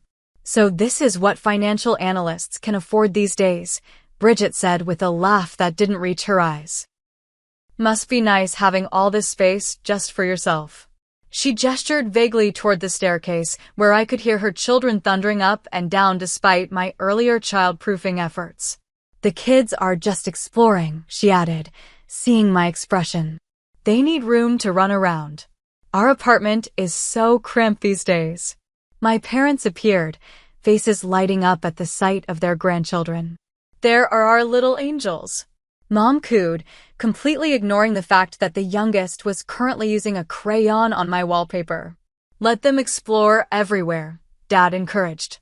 Auntie Allison has so many interesting things in her big house. Throughout the afternoon, I noticed Connor wandering through different rooms, opening closets, and even checking out the storage spaces. At one point, I passed the guest bathroom and overheard him on his phone. Yeah, it's perfect. 3 bedrooms, finished basement, good neighborhood for the schools. The commute would actually be shorter for me. He quickly ended the call when he realized I was nearby. During dinner preparations, I asked Bridget to keep her children out of my home office, where I had important work documents, only to have her roll her eyes. They're just playing, Allison. Don't be so uptight. It's not like you have actual kids to worry about. This comment was met with knowing looks between my parents, making me feel increasingly uneasy. At the dinner table, the conversation repeatedly circled back to how I, as a single woman, really didn't need all this space, while Bridget's family was crammed into that tiny apartment. Each time, my achievements were minimized. When I mentioned my recent project at work that had earned praise from the CEO, my mother quickly redirected. That's nice, dear. But Bridget has been doing amazing work with the PDA bake sale. 3 children, and she still makes time to volunteer. I caught Aunt Dorothy's pointed look as she tried to steer the conversation elsewhere. Allison, tell us about your plans for the garden. I noticed you've already started some vegetables. I was grateful for the lifeline, but couldn't shake the feeling that something was off. Throughout the meal, I noticed family members exchanging glances, Bridget and my parents having whispered conversations that abruptly stopped when I approached, and Connor continuing to examine my house as if he were a prospective buyer rather than a guest. The knot in my stomach tightened, but I dismissed it as my usual family tension. After all, what could they possibly be planning in my own home? After dinner, I invited everyone to the living room for birthday cake. I had splurged on a beautiful chocolate cake from my favorite bakery, decorated with fresh berries and "Happy Birthday, Allison" written in elegant script. As I prepared to cut it, my father cleared his throat loudly. Before we get to the cake, we have something important to discuss as a family, he announced, his authoritative tone immediately silencing the room. My mother nodded, moving to stand beside him in a show of unity that I had seen countless times before, usually before delivering some verdict or decision that was presented as final and non-negotiable. We've been discussing Allison's situation, my father continued, his eyes not quite meeting mine. The phrase Allison's situation hung in the air like a bad odor. What situation? I had a good job, no debt, and had just achieved the milestone of homeownership. Before I could ask for clarification, my mother jumped in, her voice taking on that saccharine tone she used when trying to mask something unpleasant as a favor. We think we've come up with a family solution that will help everyone, she said, smiling in a way that didn't reach her eyes. A way to make sure family resources are distributed in the most beneficial way. I felt my stomach drop as my father finally looked directly at me. Allison, we think you should give your house to Bridget and her family. The room went silent. I stared at him, certain I had misheard. What? I managed to say, my voice sounding distant to my own ears. It makes perfect sense, my mother continued smoothly, as if we were discussing something as trivial as a dinner plan change. You're single. You don't need all this space. Bridget has 3 children crammed into that tiny apartment. This house has a yard for the kids to play in, good schools nearby, and enough bedrooms for everyone. Bridget nodded enthusiastically, apparently not seeing anything wrong with this outrageous suggestion. We've already discussed how we'd arrange the rooms, she said, her eyes gleaming with excitement. The kids would each get their own space, and Connor could use that little office you set up for his work. Connor, looking slightly uncomfortable but not disagreeing, added, I've already researched the schools in this district. They're much better than where we are now. My father, apparently interpreting my shocked silence as consideration, pressed on with what was clearly a rehearsed pitch. You can easily find a nice 1-bedroom apartment, something more suitable for your lifestyle. You might even have money left over after the transfer. My head was spinning. They wanted me to just hand over my house? The home I had sacrificed for years to afford? And where exactly would I live during this transition? I asked, fighting to keep my voice steady. You can stay with us until you find a new place, my mother offered magnanimously. We still have your old bedroom.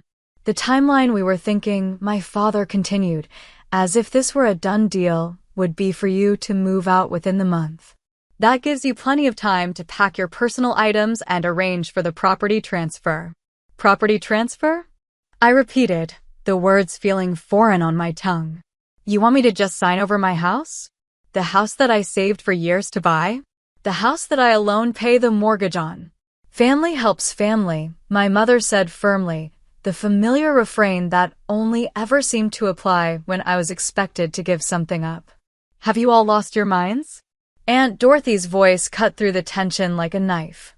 She had been sitting quietly in the corner, but now stood, her face flushed with anger. You cannot be serious about this. My father shot her an irritated look. Dorothy, this is a family matter. Yes, and I'm family, she shot back. Family who can recognize insanity when I see it. I took a deep breath, trying to organize my thoughts. Let me make sure I understand, I said slowly. You want me to give away my house, which I worked multiple jobs for years to afford, to Bridget and Connor, who have never demonstrated any financial responsibility whatsoever. Then I should move back in with you and start over from scratch on finding housing for myself. Is that correct? My mother's expression hardened. When you put it that way, you make it sound unreasonable. Because it is unreasonable, I exclaimed, my composure finally breaking. This is my house. I earned it. I saved for it. I am not giving it away. Bridget's face crumpled into the tearful expression I had seen manipulate our parents countless times. But the children need stability, she whimpered. They need a yard and their own rooms. Don't you care about your nieces and nephew at all? Of course I care about them, I responded, fighting to stay calm. But caring about them doesn't mean giving them my house. There are plenty of 3-bedroom homes for rent or sale in perfectly good neighborhoods that you and Connor could work toward, just like I did. My father's face was turning the dangerous shade of red that had always preceded his worst temper outbursts during our childhood. After all we've done for you, he said in a low, threatening tone, this is how you repay us? By denying your sister a proper home for her children. What exactly have you done for me? I asked, the question that had been building for decades finally escaping. I worked my way through college. I saved for this house entirely on my own. I have never asked you for anything. We raised you. My mother jumped in, listing off basic parental responsibilities as if they were extraordinary sacrifices. We fed you, clothed you, drove you to those endless academic competitions that you insisted on participating in. Bridget was now fully crying, Connor awkwardly patting her shoulder while avoiding eye contact with everyone. You've always been selfish, she sobbed. Always thinking about yourself first. The accusation stung despite its absurdity. Throughout the room, I could see family members shifting uncomfortably, some avoiding my gaze while others watched the unfolding drama with undisguised interest. Only Aunt Dorothy and Natalie looked openly supportive of me, while everyone else seemed to be waiting to see if I would cave to the pressure as I always had before. I'm not giving you my house, I stated firmly, looking directly at my sister. I'm sorry about your housing situation, but this isn't the solution. My father stood up then, using his height to try to intimidate me as he had throughout my childhood. Either you agree to sign over this house, he said, pointing his finger inches from my face, or you're no longer part of this family. Are you seriously threatening to disown me because I won't give away my house? I asked, struggling to process the sheer audacity of the demand. My father's face contorted with rage, a familiar sight from my childhood that still made my stomach clench. This isn't about the house anymore, he spat. This is about your character. Your sister has given us 3 beautiful grandchildren. What have you contributed to this family besides criticism and judgment? Every achievement I'd ever accomplished seemed to evaporate in the heat of his dismissal. I worked 3 jobs to put myself through college, I said, my voice shaking. I saved for years while living in an apartment the size of your master bathroom to afford this house. How is that not worthy of respect? My mother stepped forward, her expression a practiced blend of disappointment and martyrdom. Oh, Allison, always so dramatic about your so-called sacrifices. You got that promotion 2 years ago purely by luck. Your boss felt sorry for you. Bridget has made real sacrifices, raising 3 children while volunteering at their school. I felt like I was drowning in the familiar sea of gaslighting and diminishment. From the corner of my eye, I could see Aunt Dorothy trying to interject, but my father spoke over her. Remember when you were 10 and wouldn't let Bridget play with your science kit? Or when you were 16 and complained about driving her to dance practice? You've always been selfish. These cherry-picked incidents from decades ago, presented without context, were apparently evidence of my lifelong moral failure. Meanwhile, Bridget's children had started crying, picking up on the tension in the room. Bridget immediately gathered them to her, throwing me an accusatory look as if their tears were my fault. See what you're doing? You're upsetting the children, she exclaimed loudly. They were so excited about having their own rooms in this house. I took a deep breath, fighting to maintain my composure. I understand you're disappointed, but this is my home. I'm not giving it to you. I looked around the room at my assembled family, searching for understanding in any of their faces. Most looked away uncomfortably. I've spent my entire life trying to earn your approval. I've worked harder, complained less, and asked for nothing in return. But this is too much. My father's voice dropped to a dangerous growl. Give us the keys and get out. This should be Bridget's house. I blinked in confusion. Get out? Of my own house. It's not your house anymore, he shouted, stepping closer until he was looming over me, his finger jabbing toward my face. Not if you want to remain part of this family. The room was spinning around me. I needed air, space to think away from the suffocating pressure of their expectations and demands. I need some air, I said, turning toward the front door. To my shock, Bridget immediately moved to block the doorway, her arms crossed over her chest. You're not leaving until this is settled, she said, her earlier tears mysteriously dried. Behind me, I heard movement and turned to see Connor and my father positioning themselves near the other exits. A chill ran down my spine as I realized with growing horror that my family was actually attempting to physically prevent me from leaving my own home. This wasn't just an outrageous demand anymore. I was being trapped. I looked into my sister's eyes, searching for any sign of the girl I had once shared secrets with under blanket forts, but saw only entitlement and determination. My father's face showed nothing but righteous anger, as if his behavior was completely justified.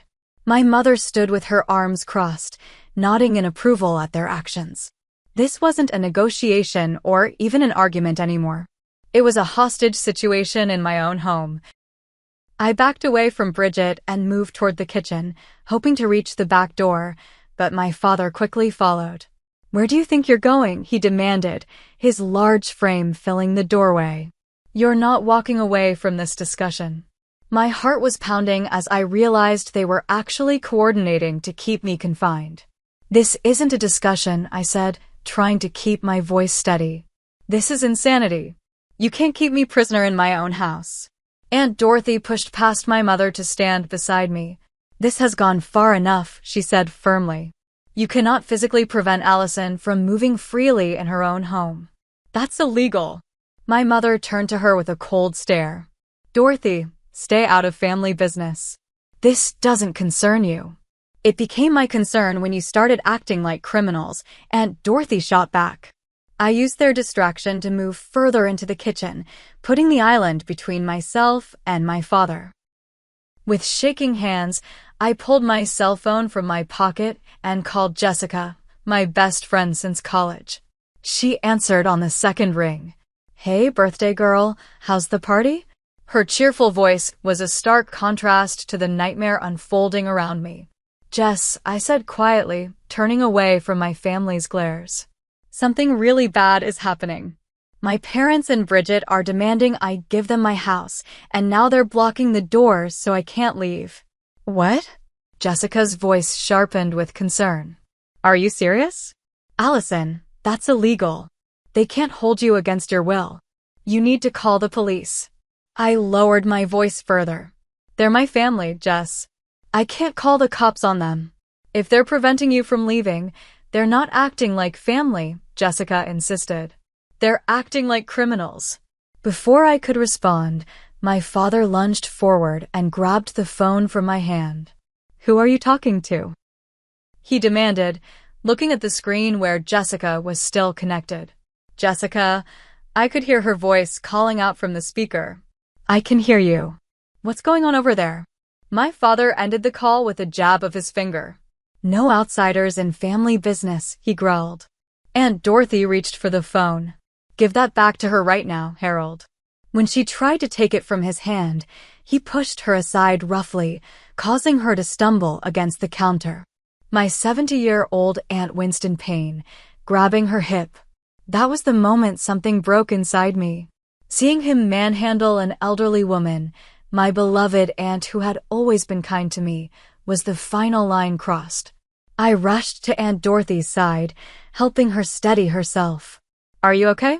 I asked, glaring at my father. "I'm fine," she assured me, though her face was pale. "But this has gone far enough."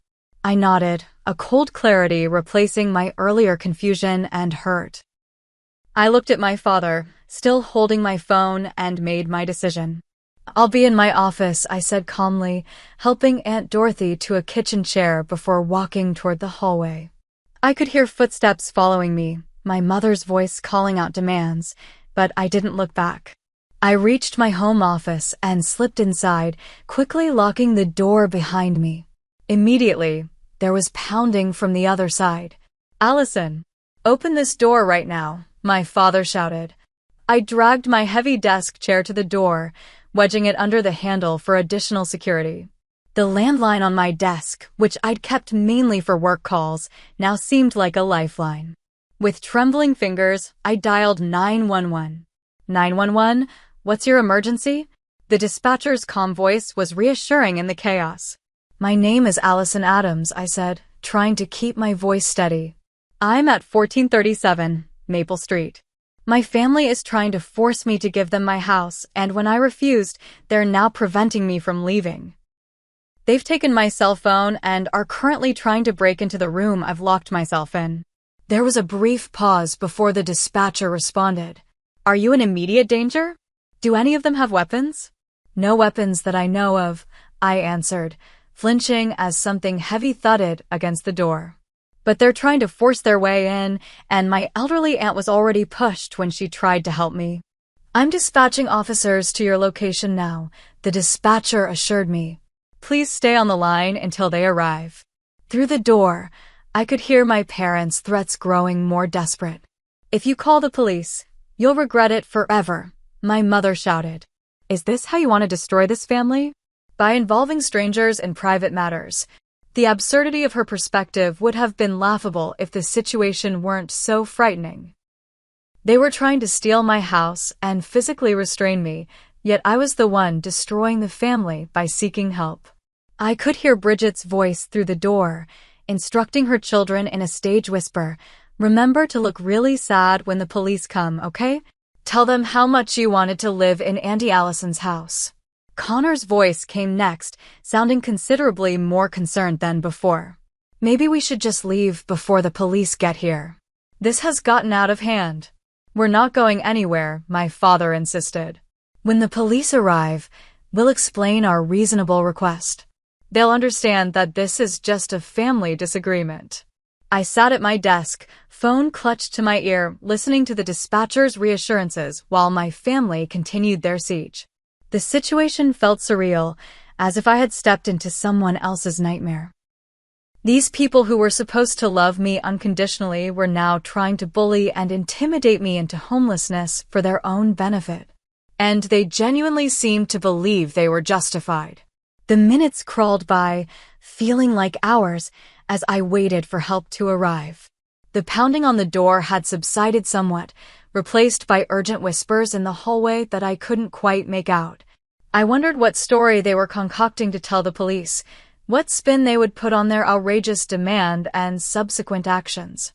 Through it all, the dispatcher remained on the line, a calm voice in the storm, checking in regularly to make sure I was still safe. When I finally heard the authoritative knock at the front door and calls of police department open up, the relief was so intense I nearly collapsed. Police are here, I told the dispatcher, my voice cracking with emotion. Thank you for staying with me. You're welcome, ma'am. The officers will take it from here. Please stay safe. I hung up the phone, listening carefully to the sounds from the front of the house. The hammering on my office door had stopped completely. Taking a deep breath, I removed the chair from under the doorknob and unlocked the door. The hallway was empty, my family having apparently retreated to the living room to meet the police. I walked shakily toward the front of the house, where two uniformed officers stood in my entryway. One was a tall woman with a serious expression, while the other was a middle-aged man with kind eyes. I'm Allison Adams, I said, approaching them. I'm the one who called. The female officer nodded. I'm Officer Lewis, and this is Officer Reynolds. Are you okay, ma'am? Before I could answer, my father stepped forward, his earlier rage replaced by a concerned expression I recognized from countless childhood incidents when he needed to make a good impression. Officers, I'm Harold Adams, Allison's father. I'm afraid there's been a misunderstanding. Our daughter is going through some personal issues right now, and she's not thinking clearly. The practiced smoothness of his lie made my stomach turn. Officer Lewis turned to me. Miss Adams, would you mind if we spoke privately for a moment? I nodded gratefully, leading her into the kitchen while Officer Reynolds remained with my family. Can you tell me exactly what happened here today? Officer Lewis asked once we were alone. I took a deep breath and explained everything, from the initial demand that I give my house to my sister, to their blocking the exits when I tried to leave, to my father grabbing my phone and pushing Aunt Dorothy. Officer Lewis took detailed notes. This is your property, correct? You're the legal owner. Yes, I confirmed, retrieving the deed and mortgage documents from a file in my kitchen drawer. I purchased it 8 months ago. I'm the only one on all the paperwork. She examined the documents and nodded. And you want these people to leave your property now?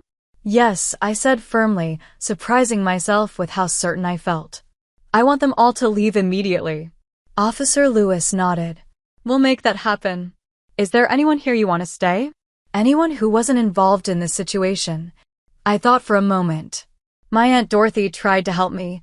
She can stay if she wants to. And my cousin Natalie wasn't involved either. The officer made a note, then asked, would you like to press charges for the unlawful restraint and the assault on your aunt? The question gave me pause. Despite everything, they were still my family. Not right now, I decided. I just want them gone. She nodded, understanding. That's your right.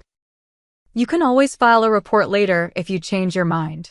We returned to the living room, where Officer Reynolds had apparently been listening to my family's version of events. My mother was dabbing at non-existent tears, while Bridget had her children clustered around her, their faces solemn as instructed. My father stood with his arms crossed, projecting authority even in this situation. Officer Lewis addressed the room. I've spoken with Ms. Adams and verified that she is the legal owner of this property. She has asked for all of you, with the exception of Dorothy Adams and Natalie Collins, to leave immediately. My father's face darkened. This is ridiculous. We're her parents. That doesn't give you the right to prevent her from leaving her own home or to take her property, Officer Lewis stated firmly. Ms. Adams has the legal right to ask anyone to leave her property, family or not. But we were just talking about family matters, my mother protested, her voice rising in pitch. Bridget needs this house for her children. Ma'am, whether someone needs a house doesn't give them the right to take it, Officer Reynolds said calmly. Now, you can leave voluntarily or we can escort you out. Your choice. My father looked at me, his expression a mixture of rage and disbelief. This isn't over, he said in a low voice. Family takes care of family. You've shown your true colors today. My mother's face crumpled in what I recognized as her practiced disappointment expression. I can't believe you do this to your own blood, she said tearfully. After everything we've done for you. I said nothing, standing my ground as Officer Lewis positioned herself slightly between us. Bridget gathered her children and diaper bag, shooting me a venomous look. Come on, kids. Apparently, Auntie Allison doesn't want us in her big house. We'll go back to our tiny apartment.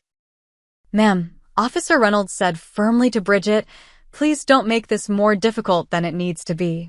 Connor, looking deeply uncomfortable, placed his hand on Bridget's back and guided her toward the door.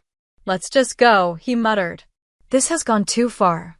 One by one, they filed out, some family members looking ashamed, others angry, a few simply confused by the dramatic turn of events.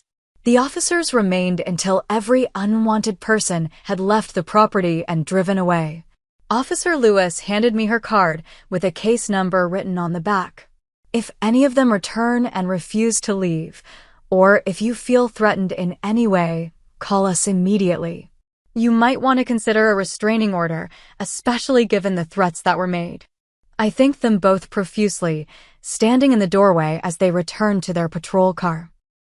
Only when they had driven away did I close and lock the door, then slide down against it to sit on the floor, my legs no longer able to support me.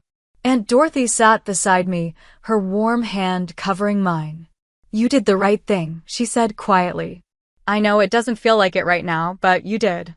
The tears I had been holding back finally broke free, and I sobbed into my hands, the full weight of what had happened crashing down on me. My own family had tried to take my home, had physically prevented me from leaving, had shown a breathtaking level of entitlement and disregard for my autonomy. And now, despite being the victim, I felt the crushing guilt they had spent decades instilling in me. The days following the incident were a blur of emotions and practical concerns. My phone buzzed constantly with texts and calls from family members, some expressing shock at my parents' behavior, others trying to convince me to be reasonable and reconsider giving my house to Bridget. Several relatives I had always considered close suddenly revealed their true feelings, suggesting that as a single woman, I didn't need a 3-bedroom house as much as my sister's family. Bridget posted vague but pointed comments on social media about selfish sisters and how hard it was to raise children in inadequate housing, garnering sympathy from people who didn't know the whole story. To my surprise, Connor texted me privately, apologizing for his role in the situation. "I felt uncomfortable with the plan from the start," he wrote, "but Bridget and your parents were so convinced it would work. I'm sorry I didn't speak up sooner." I didn't respond, not ready to engage with any of them yet. Sleep became elusive, my own home no longer feeling like the safe haven it once was. Every creak and sound outside had me jumping, afraid my parents or Bridget might return to continue their campaign. After the second night of barely sleeping, I called a security company and had cameras and a new alarm system installed. My friends Jessica and Rachel took turns staying with me for the first week, providing both protection and emotional support. Aunt Dorothy called daily, checking in and offering updates on family dynamics without pressuring me to reconcile. 2 weeks after the incident, at Jessica's urging, I made an appointment with a therapist who specialized in family trauma. Sitting in Dr. Marshall's office, recounting the events of that day and the lifetime of similar but less extreme incidents that preceded it, I began to recognize the patterns of manipulation and favoritism that had shaped my family relationships. "What you're describing," Dr. Marshall said gently, "sounds like a lifetime of being treated as less deserving, less important than your sister. That takes a toll on a person's sense of worth." I nodded, tears streaming down my face. The worst part is, even knowing how wrong they were, part of me still feels guilty for calling the police. For not just giving them what they wanted to keep the peace. "That's what they programmed you to do," she replied. "But you're beginning to recognize that programming now. That's the first step toward changing it." 2 weeks after the police intervention, Jessica accompanied me to a consultation with an attorney specializing in family law. I brought a detailed timeline of events, screenshots of threatening messages I'd received, and contact information for witnesses. "Based on what you've described," Attorney Carlson said, after reviewing my documentation, "you have strong grounds for a temporary restraining order against your parents and sister. Their behavior crossed well beyond normal family disagreement into coercion and false imprisonment." The legal terminology made the situation even more surreal. False imprisonment. By my own family. In my own home. I never thought I'd be sitting in a lawyer's office discussing restraining orders against my parents, I admitted, feeling a fresh wave of grief. "Family disputes can be the most difficult," she acknowledged sympathetically. "But what they did was not just morally wrong, it was illegal. You have every right to protect yourself." I left her office with paperwork to file for temporary restraining orders and instructions to document any further contact attempts. The process of legally severing ties with my own family was heartbreaking, yet also strangely liberating. For the first time, I was setting clear boundaries and prioritizing my own well-being over their demands. The court granted the temporary restraining orders, prohibiting my parents and Bridget from coming within 500 feet of me or my home. When they were served with the papers, the messages from other family members intensified, many expressing shock that I would go this far over just a family disagreement. Their perspective was so warped by years of my parents' influence that they couldn't see the severity of what had happened. Through it all, I found unexpected support.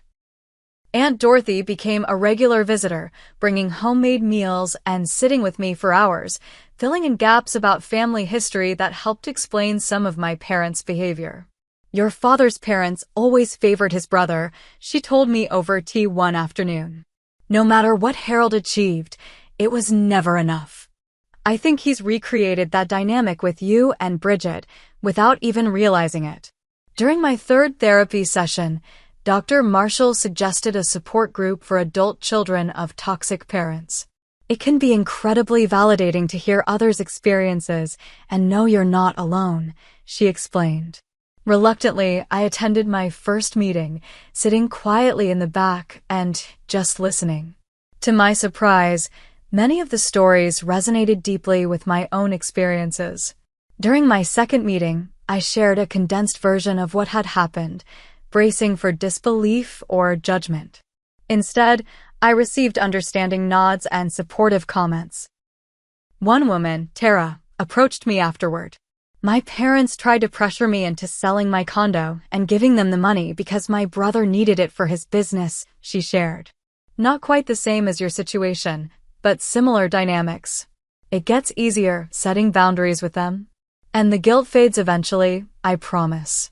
Her words gave me hope when I needed it most. 3 months after the incident, I began to feel safe in my home again. The new security system helped, but more important was the inner strength I was developing. I started a redecoration project, changing the paint colors in rooms where the worst confrontations had occurred, replacing furniture that held negative memories, and creating new, positive associations with my space. I hosted a small dinner party for the people who had supported me through the crisis: Jessica, Rachel, and Dorothy, and a few work friends who had shown extraordinary understanding when I needed time off. The evening was filled with genuine laughter and warmth, helping to replace the memory of that disastrous family gathering. Cousin Natalie reached out via email, apologizing for not standing up more forcefully during the incident. I was shocked by what was happening, she wrote, but too cowardly to really intervene. I'm sorry, Allison. What they did was wrong, and I should have said something. Her honesty was refreshing, and we tentatively began rebuilding our relationship through occasional lunches. 6 months after the restraining order was granted, I received unexpected news at work. I was being promoted to senior financial analyst, with a significant salary increase. My boss specifically cited my grace under pressure and improved confidence in client presentations as factors in the decision. The irony wasn't lost on me. Standing up to my family's outrageous demands had somehow strengthened my professional presence as well. During this period, my younger brother Tyler, who had been traveling abroad during the incident, returned and was immediately pulled into the family drama. He initially sided with our parents, calling me to express disappointment in my overreaction. I calmly explained exactly what had happened, including the police involvement and restraining order. There was a long silence before he said, "That doesn't sound like the version I heard." 3 weeks later, he called again. "I talked to Aunt Dorothy," he said, sounding subdued. "And Connor. I'm sorry, Allison. I didn't understand what really happened." His apology was the beginning of a cautious reconciliation between us, though I maintained firm boundaries about what I would discuss regarding our parents. In therapy, I continued to unpack the lifelong patterns of favoritism and manipulation that had shaped my relationship with my family. The expectation was always that I would give whatever was asked, without complaint, I told Dr. Marshall during one session. My needs and feelings were secondary to Bridget's. Always. That's a common dynamic in families with narcissistic parents, she explained. One child becomes the golden child, who can do no wrong, while another becomes the scapegoat, who can never quite measure up. Breaking free from those roles is incredibly difficult, but you're doing it. 1 year after the incident, my parents reached out through their attorney, proposing a reconciliation. The letter was carefully worded to avoid any direct admission of wrongdoing, while suggesting they were ready to move forward and restore family harmony. I discussed it with Dr. Marshall before responding. "What would a healthy reconciliation look like to you?" she asked. "If it were possible?"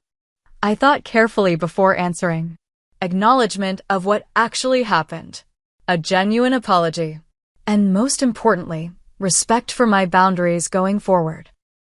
I drafted a response with my attorney's help, outlining specific conditions for any potential reconciliation, a written acknowledgement of their actions, attendance at family therapy, and agreement to respect my boundaries, including my ownership of my home. They never replied to these conditions. Around this time, I heard through Aunt Dorothy that Bridget and Connor had separated, their marriage strained by financial pressures and the aftermath of the incident at my house. Connor had apparently begun questioning many of the family dynamics he had previously accepted, leading to conflict with Bridget and my parents. I felt sympathy for their children, caught in the middle of adult chaos, but maintained my distance, still protected by the restraining order. As the one-year anniversary of the incident approached, I decided to host a different kind of gathering, a chosen family celebration with the friends and relatives who had supported me through the darkest period of my life. We grilled in the backyard, played board games in the living room, and ended the evening around a fire pit, sharing stories and laughter under the stars. Looking around at these people who loved me without conditions or expectations, I felt a profound sense of peace. The journey had been painful, but necessary.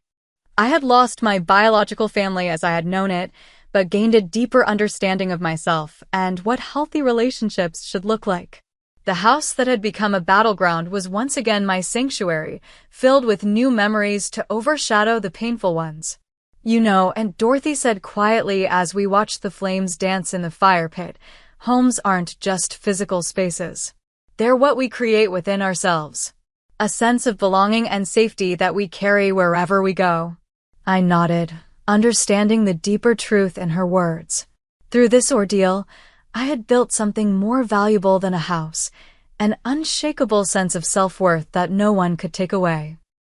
The house was important, a symbol of my hard work and independence, but the real home I had created was the peace within myself, the knowledge that I deserved respect and had the strength to demand it.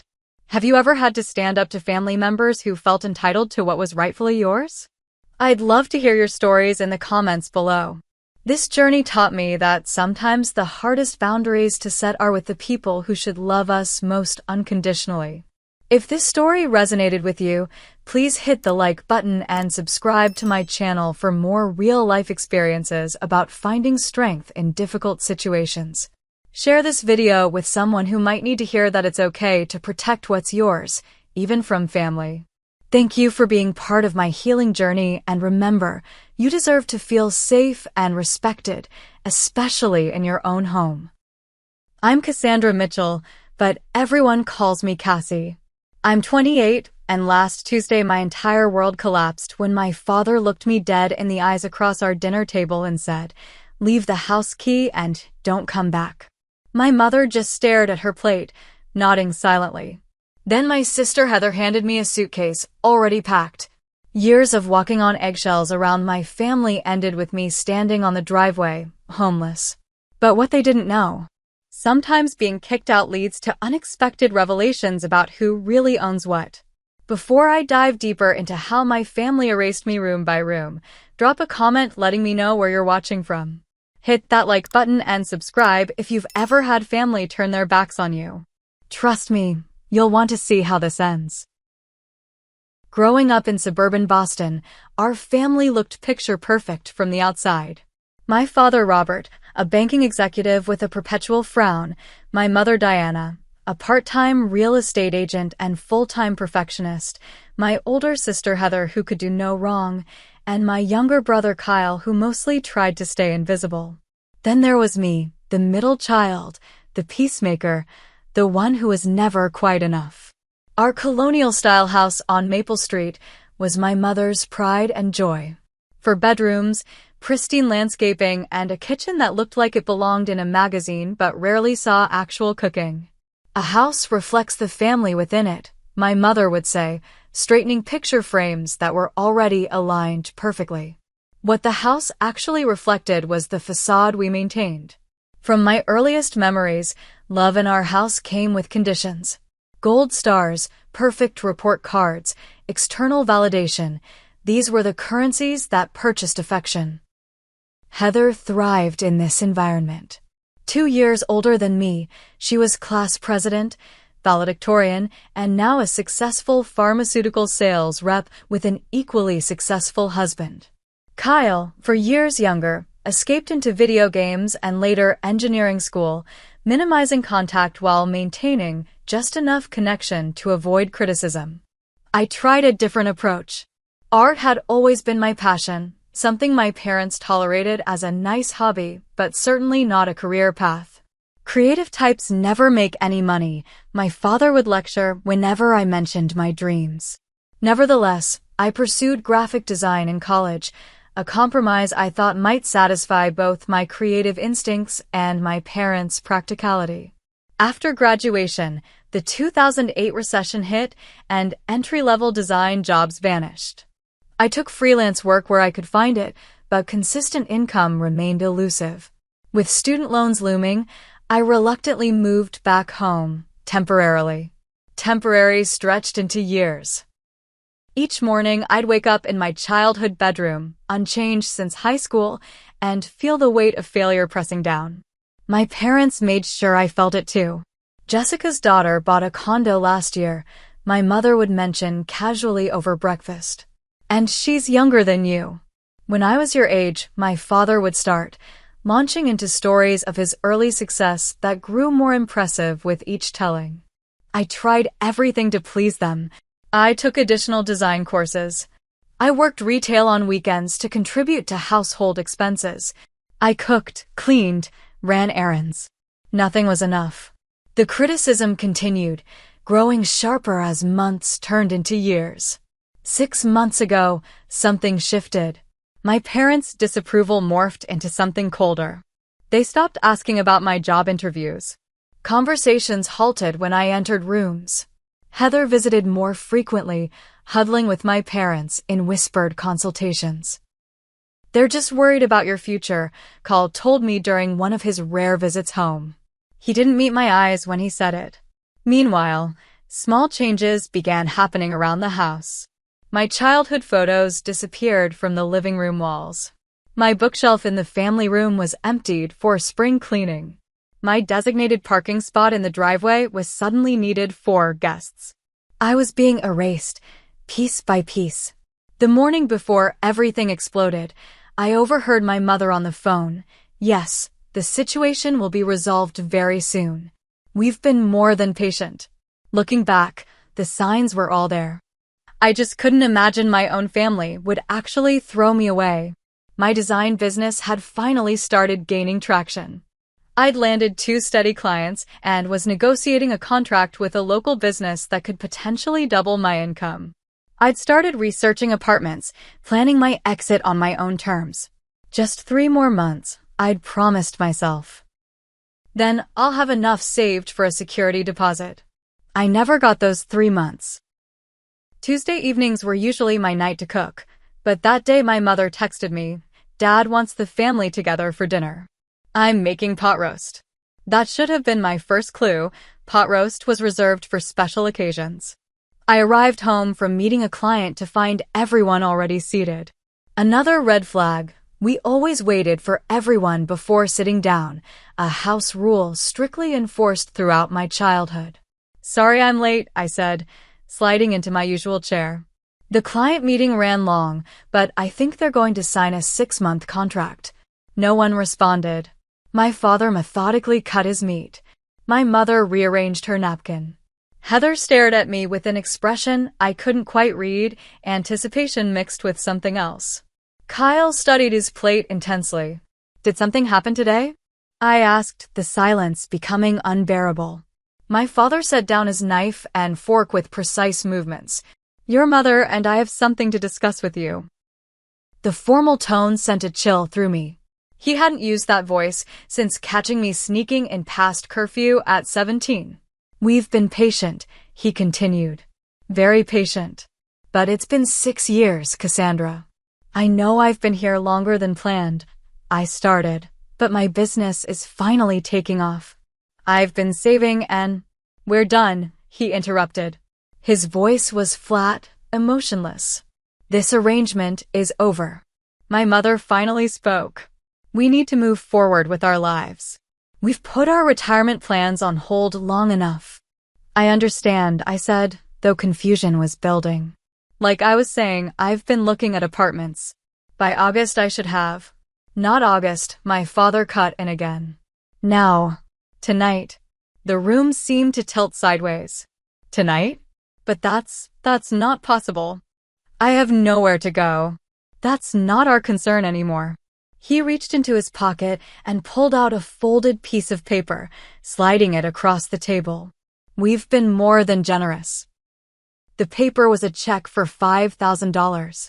To help you transition, my mother explained, her voice artificially gentle. It's more than fair. Fair. My voice cracked. How is this fair?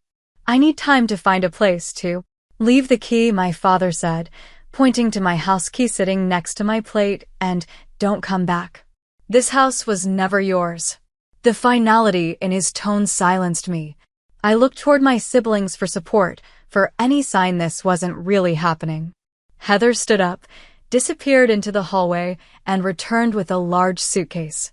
My suitcase? She placed it beside my chair. Your essentials are packed, she said with clinical efficiency. Clothes, toiletries, laptop.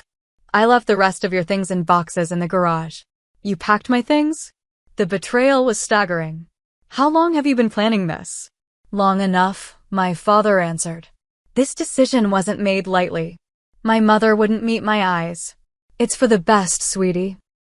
You need to stand on your own feet. And you need your house back, right? Bitterness rose in my throat. Can't have your embarrassing failure of a daughter cramping your style anymore. That's enough, my father warned. We've supported you longer than most parents would. It's time. Kyle still hadn't spoken, hadn't even looked up. Kyle, I pleaded. You're just going to sit there? He glanced up briefly, guilt written across his face, then looked away. It's their house, Cass, he mumbled. I felt like I was drowning. So that's it?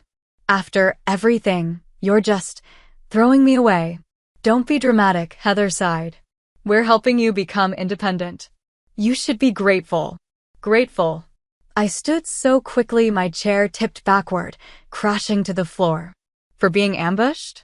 For being kicked out with nowhere to go. You have the check, my father reminded me coldly. And friends, presumably. Figure it out.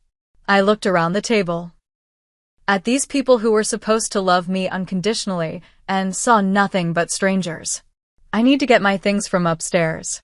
Already packed, Heather repeated, gesturing to the suitcase. And we've converted your room. Mom needs a proper home office now that she's taking on more clients. The realization hit me like a physical blow. They hadn't just decided this today. They'd been planning it, preparing for it, erasing me systematically for weeks. You've already emptied my room? My voice sounded distant to my own ears. Before even telling me I had to leave? My mother had the decency to look uncomfortable. We knew you'd be upset. This seemed cleaner. Cleaner, I echoed. Like wiping away a stain. I grabbed the check and stuffed it in my pocket, though every part of me wanted to tear it to pieces in front of them. Pride wouldn't pay for a hotel room. Take your key, my father instructed as I reached for the suitcase. I stared at the small piece of metal that had represented home and safety for most of my life. With trembling fingers, I picked it up and placed it precisely in the center of the table. Goodbye, then. I looked at each of them one last time, memorizing their faces, knowing something irreparable had broken between us. No one moved to stop me as I wheeled the suitcase through the house, past the carefully arranged family photos that no longer included me, past the living room where we'd once celebrated birthdays and Christmases, past the kitchen where my mother had taught me to bake cookies when I was still someone she wanted in her life. The front door closed behind me with a quiet click, more final than any slam could have been. In the driveway, I stood frozen, the reality of my situation sinking in. Where would I go? What would I do? How had my life imploded so completely in the span of a dinner? I loaded the suitcase into my car. A 10-year-old Honda that had been my college graduation present, now the only piece of home I had left. As I pulled away from the curb, I glanced in my rearview mirror. The porch light switched off, plunging the house into darkness. That night, I slept in my car in a Walmart parking lot, too shocked to cry, too numb to plan, watching the sunrise through my windshield and wondering how the people who were supposed to love me most in the world could discard me so easily. The first 72 hours after being kicked out passed in a blur of disbelief and desperate pragmatism. The backseat of my Honda became my bedroom, the Walmart bathroom my morning routine, and the local Starbucks, with its free Wi-Fi and air conditioning, my office. Each night, I'd park in a different location, paranoid about security guards or police telling me to move along. On day 3, with my neck cramping and my spirits plummeting, I finally swallowed my pride and called Rachel, my closest friend from college who lived in a nearby suburb.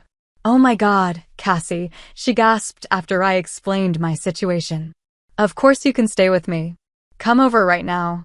Rachel's one-bedroom apartment barely had room for her, let alone a surprise roommate, but she cleared a space on her living room floor without complaint. That night, lying on a borrowed air mattress, I finally broke down, sobbing until my throat burned and my eyes swelled shut. "I don't understand," I kept repeating. "Who does this to their own daughter?" "Your parents are monsters," Rachel said firmly, passing me another tissue. "This isn't normal, Cassie. Families don't do this." But mine had, and somehow I had to keep functioning. The next morning, I showered, put on my most professional outfit from my hastily packed suitcase, and went to my client meeting as if my entire life hadn't just imploded. I smiled, presented design concepts, and discussed timelines while internally calculating how many nights I could reasonably impose on Rachel before needing another solution. During lunch breaks, I searched apartment listings, quickly realizing the brutal reality. Boston's rental market was far beyond what I could afford on my inconsistent freelance income, even with the parting gift my parents had given me. Every decent apartment required first and last month's rent plus security deposit, nearly triple what I had saved. "Just stay with me until you figure things out," Rachel insisted. But her small apartment was already feeling cramped after just a few days, and I could see the strain in her smile. I reached out to other friends, but spare rooms were non-existent, and couches were offered with reluctance. "Maybe for a weekend" was the common refrain. In desperation, I called my mother's sister, Aunt Pamela, hoping family ties might translate to temporary housing. "Oh, Cassandra," she sighed when I explained my situation. "Your mother already called me. She said you chose to move out rather suddenly, and they're very worried about you." My blood ran cold. That's not what happened. "Well, I'm sure there are two sides to every story," she hedged. "But getting involved in the middle of family disputes never ends well. I'm sure you'll work things out with your parents soon." One by one, extended family members repeated variations of the same message. They'd already heard my parents' side and didn't want to get involved. The family narrative had been established without my input. 2 weeks after being kicked out, I found my housing solution, a basement apartment in Dorchester that smelled perpetually of mildew and had windows so small they barely qualified as emergency exits. The rent consumed nearly 70% of my expected monthly income, but it was available immediately and required only first month's rent up front due to its obvious deficiencies. "You can't live here," Rachel said flatly when she helped me move in. "This place isn't safe." "It's temporary," I promised, though we both knew affordable housing alternatives weren't magically going to appear. The basement apartment became both sanctuary and prison. I worked longer hours than ever, taking on additional freelance projects regardless of pay, desperate to build a financial cushion. My makeshift desk, a door balanced on plastic crates, became command central for my growing business and my attempts to rebuild my life. 3 weeks after moving in, I texted my mother, "I'd like to pick up the rest of my belongings from the garage." Her reply came hours later, "We've donated most items to Goodwill." Space was needed. "What remains is in boxes by the side gate. Please collect by tomorrow." When I arrived the next day, no one answered the door despite cars in the driveway. For cardboard boxes sat by the gate as promised, labeled in Heather's precise handwriting, "Cassandra's things." Opening them in my apartment that evening revealed the brutal editing of my life. My professional portfolio and art supplies had made the cut. Most of my books remained. But the memory box containing childhood keepsakes, drawings, school awards, birthday cards was gone. So were my photo albums, yearbooks, and the quilt my grandmother had made for my 16th birthday. I called my mother, anger overriding caution. Where are my personal items? My photo albums? Grandma's quilt. We kept family photos in the family, she replied coolly. And that quilt was actually meant to stay in the guest room. If you'd like, I can send you the children's art projects. We didn't think they held any value. They held value to me, I said, my voice cracking. Those were my memories. Well, she sighed, perhaps this is a good opportunity to focus on making new memories instead of dwelling on the past. The conversation ended soon after, with nothing resolved and the growing realization that the erasure of my presence from the family home and the family itself had been more calculated than I'd initially understood. That night, sitting on my lumpy second-hand mattress in my damp basement apartment, surrounded by the meager remains of my past, I finally acknowledged the truth. This hadn't been a sudden decision or a momentary lapse in parental judgment. This had been a planned eviction, methodically executed, with my family united in their determination to remove me from their lives. As summer heat made my basement apartment increasingly unbearable, my health began to suffer. Mold-aggravated allergies I didn't know I had. Lack of proper ventilation left me perpetually lightheaded. Sleep became elusive, interrupted by anxiety dreams where I was locked outside my childhood home, pounding on doors while my family calmly ate dinner inside, ignoring my cries. Yet somehow, in spite of everything, or perhaps because of it, my business began to flourish. Clients referred friends. A local business association featured my designs in their newsletter. The contract I'd mentioned at that last fateful dinner came through, providing my first steady income since graduation. It wasn't enough to escape my basement dungeon, but it was enough to believe escape might eventually be possible. And that small hope kept me going, one day at a time, as summer dragged on and my former life receded further into memory. Late August brought a heat wave that transformed my basement apartment into a sauna. I'd taken to working in the public library, returning home only to sleep, or attempt to sleep, in front of a battery-operated fan that barely stirred the humid air. It was during one of these library sessions that my phone buzzed with a call from an unknown number. "Miss Mitchell," a formal voice inquired when I answered. "This is Sandra from Blackwell, Pierce and Associates. We've been trying to reach you by mail." "I'm sorry, who?" I balanced my phone while gathering my belongings, drawing irritated looks from nearby library patrons. "We're a law firm representing the estate of Catherine Mitchell. We have some urgent matters to discuss with you. Would you be available to come to our office this afternoon?" Catherine Mitchell, my grandmother. She had passed away 3 years ago. What could possibly be urgent now? Is something wrong? I asked, stepping outside the library into the blinding afternoon sun. Not wrong, no, but time-sensitive. Would 3 p.m. work for you? For hours later, I sat in a coolly elegant conference room across from Franklin Pierce, a silver-haired attorney whose kindly demeanor seemed at odds with his imposing office.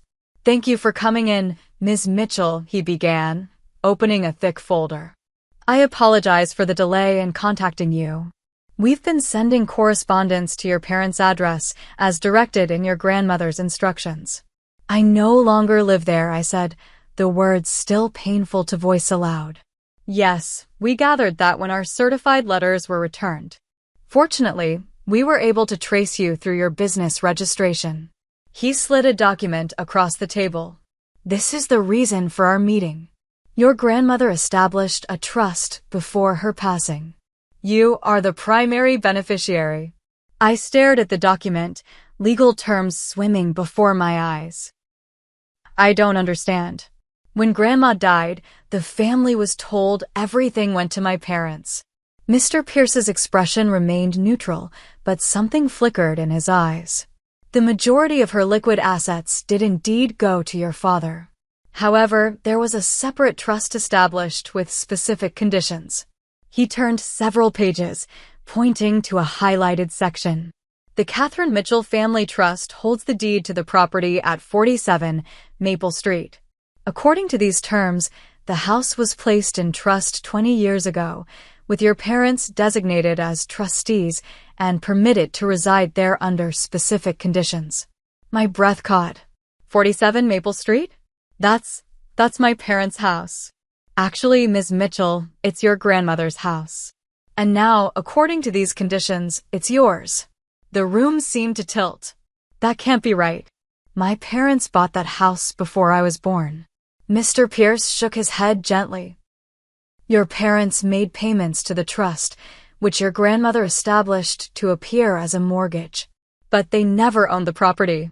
Catherine Mitchell purchased it outright and created this arrangement for reasons she explains here.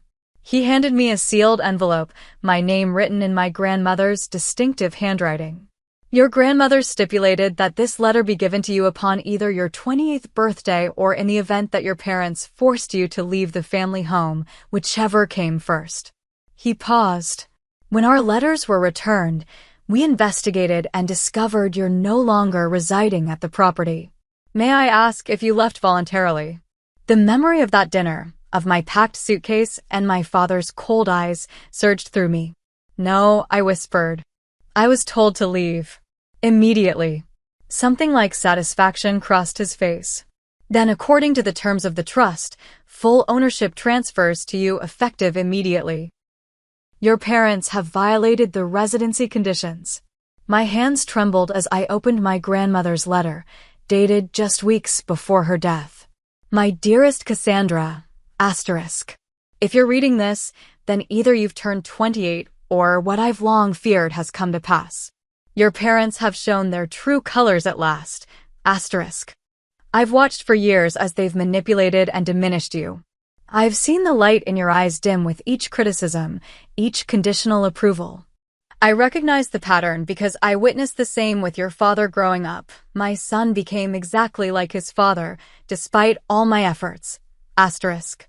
When Robert and Diana were looking to buy their first home, I made them an offer they couldn't refuse. I would purchase the house outright. They would make payments to me instead of a bank, and the house would eventually become theirs. What I never told them was that I had no intention of ever transferring ownership to them. I knew, somehow, that you would need protection one day, asterisk. The house is yours now, Cassandra. The legal documents are ironclad. Your parents have been paying rent all these years, though they believed they were building equity. The trust has accumulated those payments and they're now available to you for maintenance of the property or however you see fit, asterisk. I'm sorry I couldn't protect you more directly while I was alive. Your parents would have simply cut me off from all of you, and I couldn't bear to lose those precious moments with my grandchildren. But I could plan and wait and ensure that when the moment came, as I always feared it would, you would have solid ground beneath your feet, asterisk. Remember who you are, my sweet girl. You are stronger than they've ever given you credit for. You are worthy of love without conditions. And now you have a home that is truly yours, asterisk. All my love, asterisk. Grandma Catherine, asterisk. Tears blurred my vision as I finished reading. My grandmother, quiet and observant, had seen everything, had known my parents better than I ever had, and had created a safety net I never knew existed. There's more, Mr. Pierce said gently when I looked up. The trust includes maintenance funds of approximately $178,000, plus the remaining equity in the property, which is substantial. I don't understand, I said, still struggling to process this revelation. If the house belongs to the trust, how did my parents not know? The arrangement was intentionally complex, he explained. Your grandmother created the illusion of a traditional mortgage. Your parents made monthly payments, received tax documents consistent with home ownership, and were allowed to make decisions about the property. But the deed remained in the trust's name, with specific succession terms. As he continued explaining the legal details, my phone buzzed with a call from an unknown number. Normally I would have ignored it, but in my dazed state, I answered automatically. Ms. Mitchell? This is Thomas Wilson from First National Bank. We're calling regarding the transfer of property at 47 Maple Street. As the new owner, we need to schedule a meeting to discuss the accounts associated with the property. New owner, I repeated, the words still not feeling real. Yes, we've received the documentation from the trust administrators this morning. Congratulations.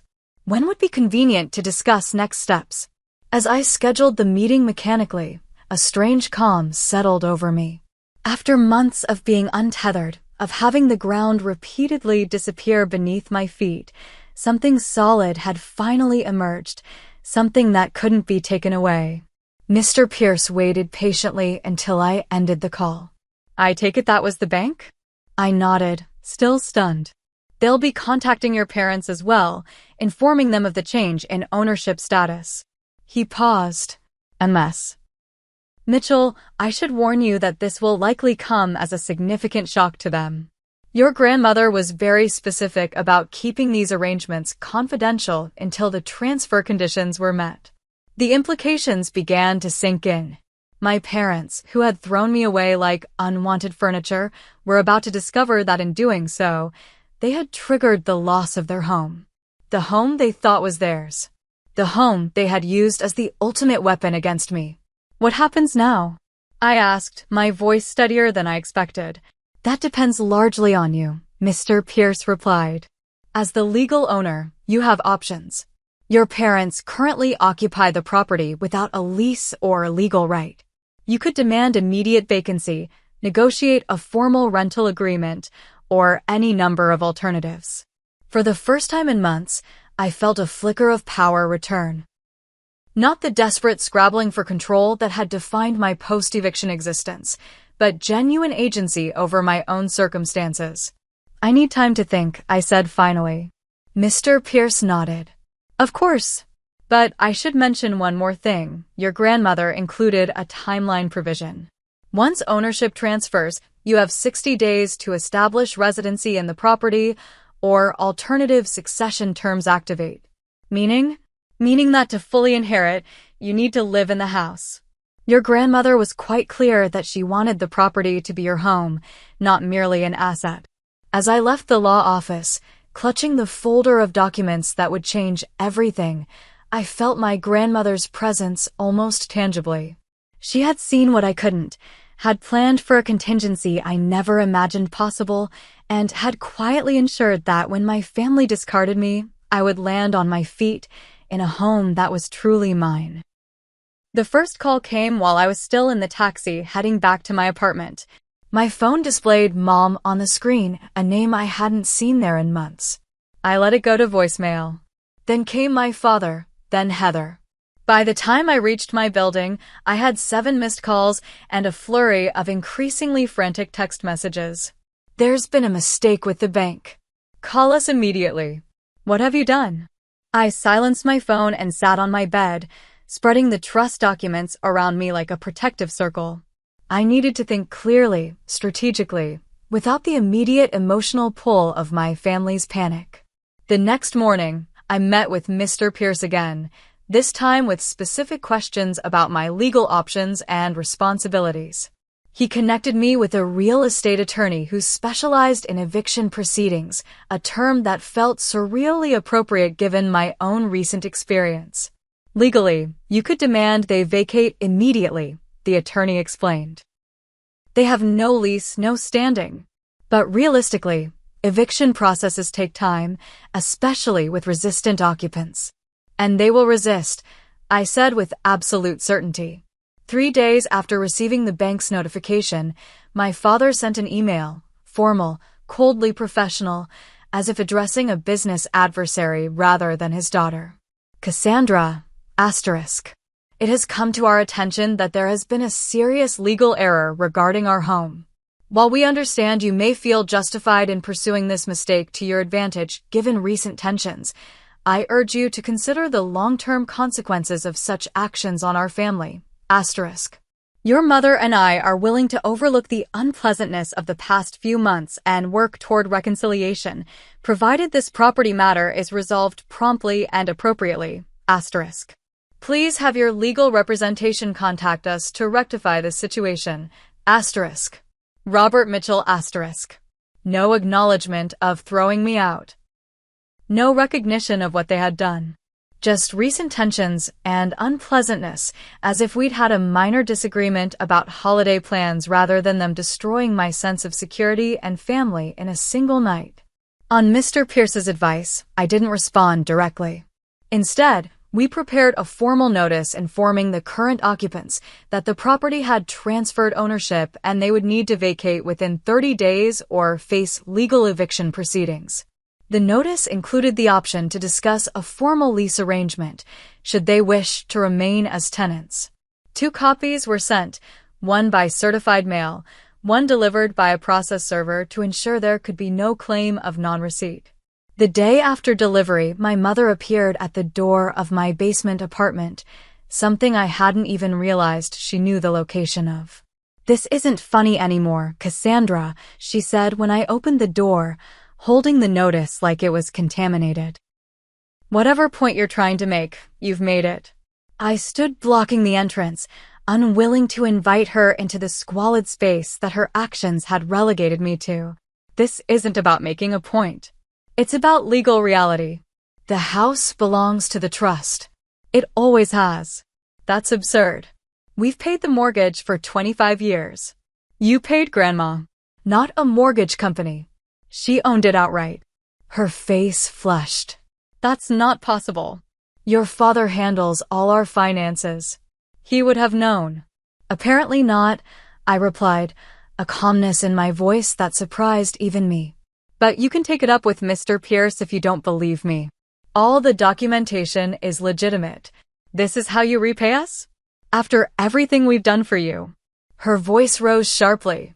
"By trying to steal our home?" The injustice of her accusation broke through my careful composure. "Steal? You threw me out. You packed my things before even telling me I had to leave. You erased me from that house room by room, and now you're upset that it turns out the house was never yours to begin with. We are your parents. Parents don't discard their children when they become inconvenient." A neighbor poked her head out, drawn by our raised voices. My mother immediately composed herself, her public mask sliding into place. "We'll fight this," she said quietly. "Your father has already spoken with our attorney. This so-called trust won't hold up in court." But it did. Over the following weeks, my parents' increasingly desperate legal maneuvers fell flat against the ironclad documents my grandmother had prepared. Their attorney eventually admitted that the trust was legitimate and legally binding. Their tactics then shifted. If they couldn't challenge the trust legally, they would challenge me personally. Rumors began circulating among family friends and relatives. I was unstable. I was vindictive. I had manipulated my grandmother in her final days. I was having a mental breakdown. "They're telling everyone you're delusional," Rachel reported after running into my mother's friend at the grocery store. "That you've invented this whole trust story because you're having some kind of psychotic episode." My cousin texted, "Aunt Diana says you need help. Is everything okay? Mom and Dad are really worried about you." Meanwhile, my father attempted more direct pressure. He left a voicemail detailing all the financial investments they'd made in the property over the years, the renovated kitchen, the finished basement, the landscaping. "If you persist with this charade," he warned, "we'll sue for the value of all improvements made under the fraudulent pretense that we were building equity." Mr. Pierce assured me these threats were legally baseless, but they took an emotional toll.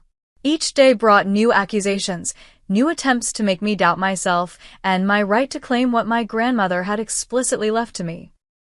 During a routine inspection arranged through the trust, we discovered that my parents had been systematically draining the house maintenance fund for years, using it for vacations, Heather's wedding, and other personal expenses, while neglecting critical repairs. The roof needed replacing. The foundation showed cracks. The electrical system wasn't up to code. "They've been treating the house like an ATM," Mr. Pierce observed grimly, while performing only cosmetic maintenance visible to visitors. As the legal battle intensified, An unexpected message appeared in my inbox one evening. Cassie, asterisk. It's Kyle. I'm using my university email so mom and dad won't see. I need to talk to you. Can we meet somewhere private? Asterisk. K asterisk. 2 days later, we sat in a coffee shop 30 miles from my parents' house, my brother nervously shredding a napkin between his fingers. They're freaking out, he said after awkward initial pleasantries. Dad's barely sleeping. Mom cries all the time. It's chaos. I'm sorry you're caught in the middle, I said sincerely. Kyle had always been the family ghost, present but rarely noticed, navigating the currents of tension by becoming invisible. They never told me they were kicking you out, he blurted suddenly. I came home for the weekend and your room was already emptied. Mom said you decided to move out suddenly. It wasn't until that night at dinner that I realized what had really happened, and by then it was too late. I finished for him. He nodded miserably. I should have said something, done something, but you know how they are. I didn't know. The crushing weight of their disapproval. The cold silence that could last for weeks if you challenged them. The subtle ways they could make you question your own perceptions and worth. Do they know you're meeting me? I asked. He shook his head. They've forbidden anyone from contacting you. They're telling everyone you're having some kind of breakdown. And do you believe that? Kyle met my eyes directly for the first time. No. I think you finally stood up to them and they can't handle it. He hesitated, then reached into his backpack and pulled out a worn photo album. I took this from the attic before they could get rid of it. It's mostly pictures of you and Grandma. I thought you might want it. As I flipped through the pages, birthdays, holidays, ordinary moments preserved in time, I felt the first genuine connection to my past since that night in June. Here was evidence that I had existed in that house, in that family, despite their attempts to erase me.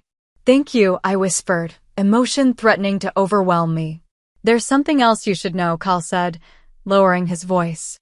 Dad's been contacting all of Grandma's old friends, trying to find evidence that she wasn't mentally competent when she set up the trust. And they're documenting everything in the house. Taking pictures of all your old stuff they kept, creating this narrative that you still have a room there, that they never kicked you out. The depths to which they would sink should have shocked me, but somehow it didn't. This was who they had always been, masters of reality manipulation, experts at rewriting history to maintain their perfect family facade. Kyle, I said carefully, I'm going to move forward with claiming the house. I legally have to establish residency there within the next few weeks. I want you to know that whatever happens with Mom and Dad, you will always have a place with me. He gave a small, sad smile. I know, but I'm at college most of the year anyway.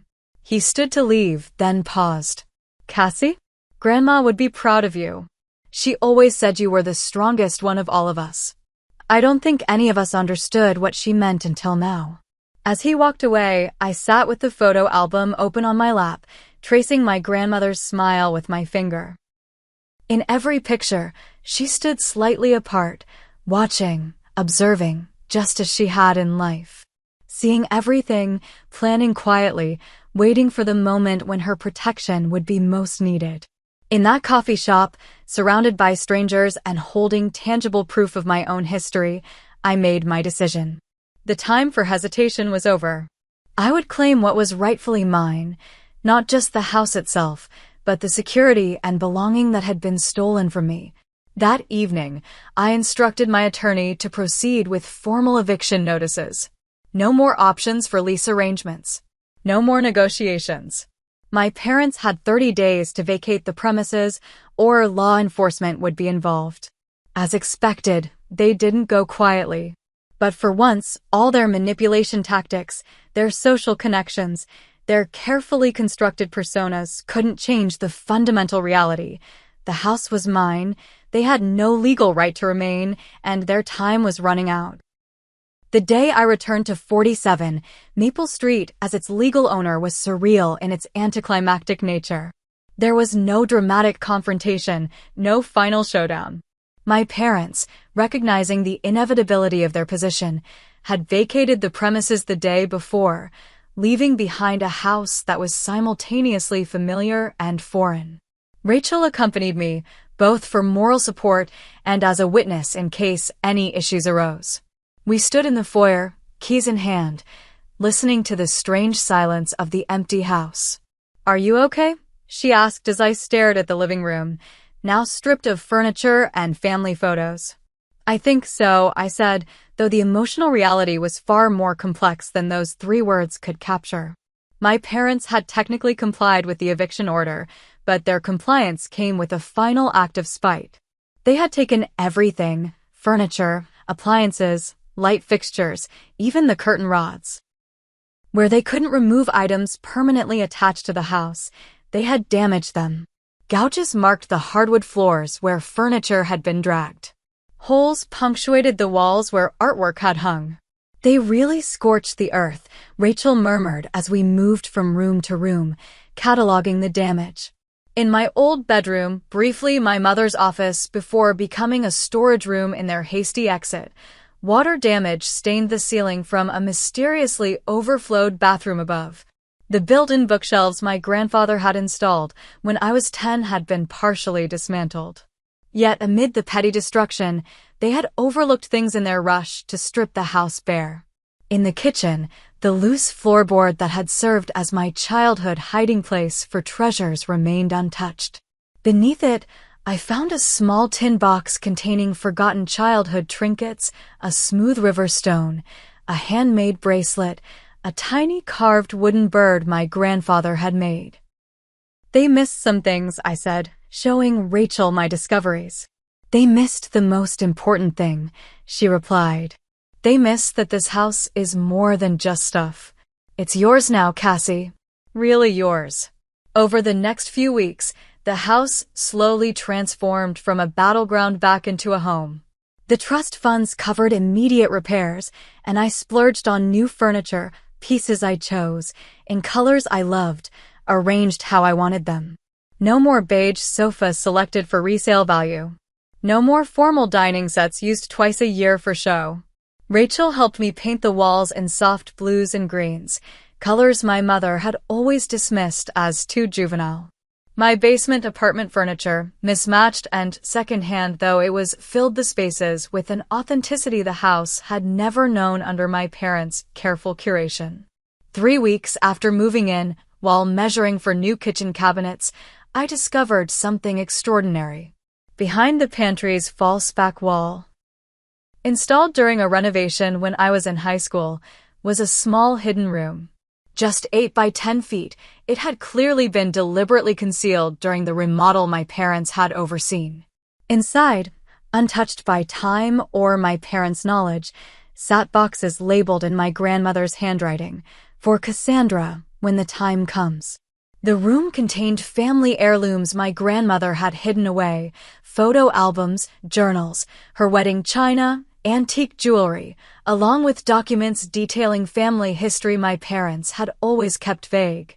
Most precious of all were her journals, dozens of them, spanning decades of observations. Robert and Diana redecorated Cassandra's room while she was at summer camp. *1 entry from my childhood read.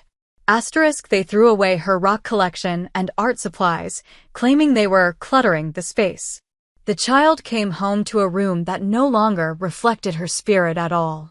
She tried so hard not to cry. I see the pattern repeating, and it breaks my heart. Another, dated during my college years. They speak of Cassandra's art as if it's a phase to outgrow, not a calling to nurture. They did the same with Robert's interest in music years ago. These children are not allowed to become themselves, only reflections of what their parents demand. Reading these journals was like finding a witness to my life, someone who had seen the subtle manipulations and erasures I had experienced, but could never quite articulate. My grandmother had recognized the dynamics at play long before I had the language to name them. The discovery of this hidden room felt like my grandmother reaching through time, saying, "I saw you. I knew. And I prepared." As September turned to October, the house continued its transformation. The damaged roof was replaced. The cracked foundation repaired.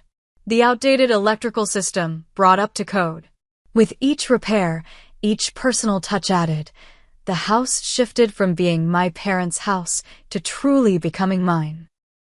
One unseasonably warm evening, I invited Rachel and a few close friends for the house's first dinner party. As we sat around my new table, a beautiful reclaimed wood piece I'd found at a local craftsman's shop, eating off my grandmother's china and laughing freely, the house seemed to exhale, as if relieved to finally host genuine joy within its walls. That night, after everyone had left, I stood in the backyard, looking up at the house, my house, all windows warmly lit from within. For the first time since that fateful dinner in June, I felt something close to peace. The next morning brought an unexpected visitor. My sister Heather stood on the porch, immaculately dressed as always, but with an unfamiliar tension in her posture. "May I come in?" she asked formally when I opened the door. I hesitated, then stepped aside. She entered cautiously, eyes widening at the changes to the interior. "It looks different," she said, clearly struggling to find neutral commentary. "It looks like me now," I replied simply.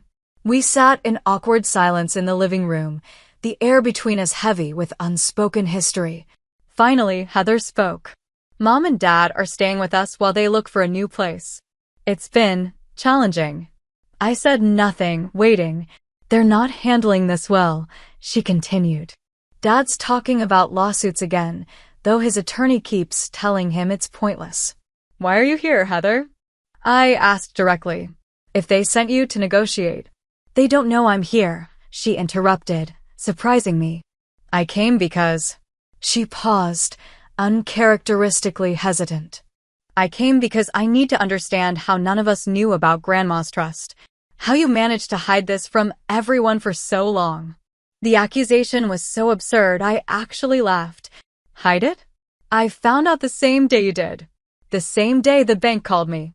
She studied my face, searching for deception. "That's not possible. You must have known." "Why must I have known? Because it doesn't fit the family narrative that I'm manipulative and unstable? Because it's easier to believe I orchestrated some elaborate scheme than to accept that Grandma saw through all of you decades ago?" Heather flinched. "That's not fair." "Fair." The word ignited something in me. Was it fair to pack my things before even telling me I had to leave? Was it fair to erase me from family photos?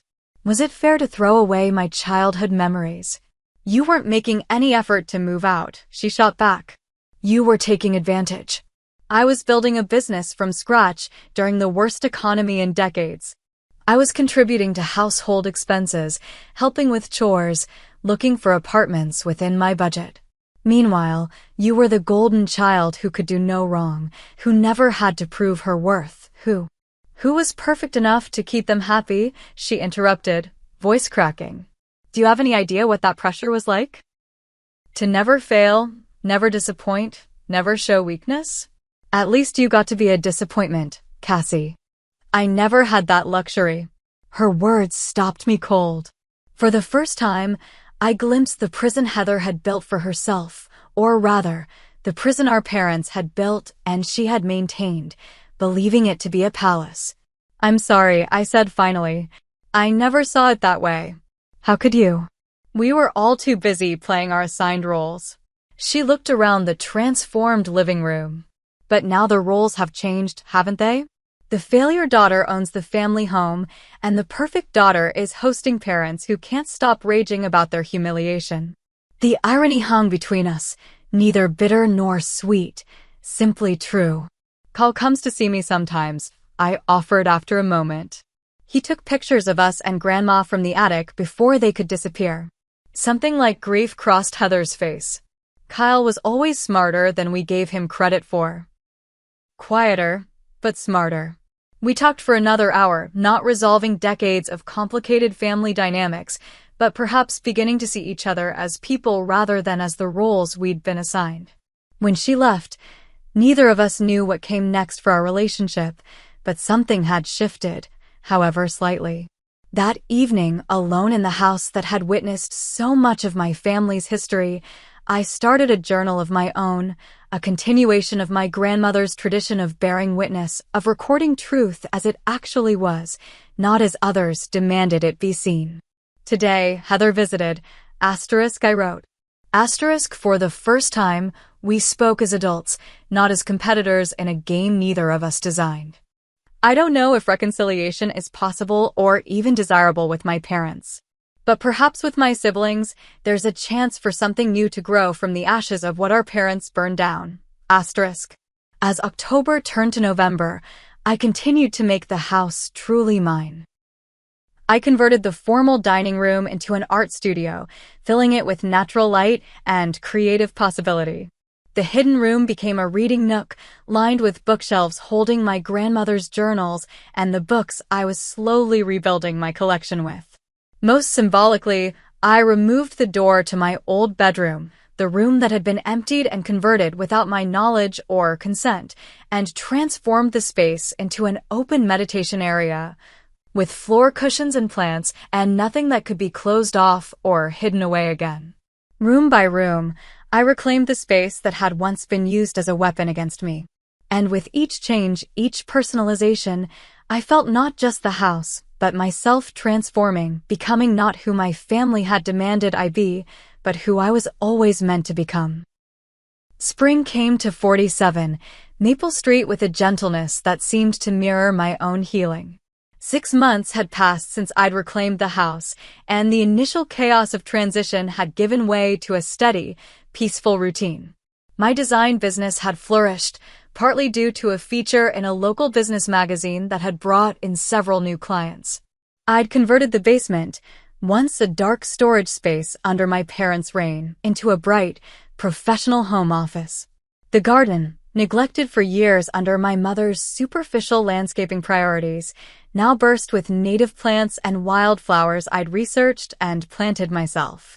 Like the house itself, the garden had been transformed from a showy facade into something authentic and alive. On a warm Saturday morning, as I pruned the rose bushes my grandmother had originally planted decades ago, I contemplated the journey of the past year. From that devastating dinner to homelessness, to unexpected inheritance, to reclamation. Each step had stripped away another layer of conditioning, revealing a stronger, more authentic self beneath. The most difficult decision had been determining what kind of relationship, if any, I wanted with my parents going forward.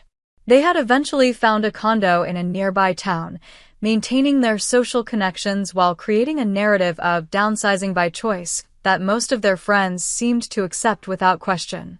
3 months after moving into the house, I had received a formal letter from them, not apologizing for their actions, but proposing a fresh start now that misunderstandings had been cleared up. The letter made no mention of the night they'd thrown me out, no acknowledgement of the damage they'd caused emotionally or to the house itself. It was classic revisionist history, their specialty.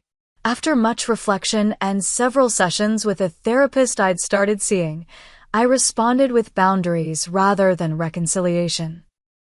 I would consider limited contact in the future, but only with acknowledgement of what had actually occurred and genuine effort toward change. Their response had been predictable: hurt indignation, claims that I was dwelling in the past, insistence that family should forgive without conditions. My grandmother's journals had helped me recognize these tactics for what they were: manipulation disguised as family values. I held firm to my boundaries, and communication had largely ceased again, though I occasionally heard updates through Kyle or, surprisingly, Heather. My relationship with my siblings had evolved in unexpected ways.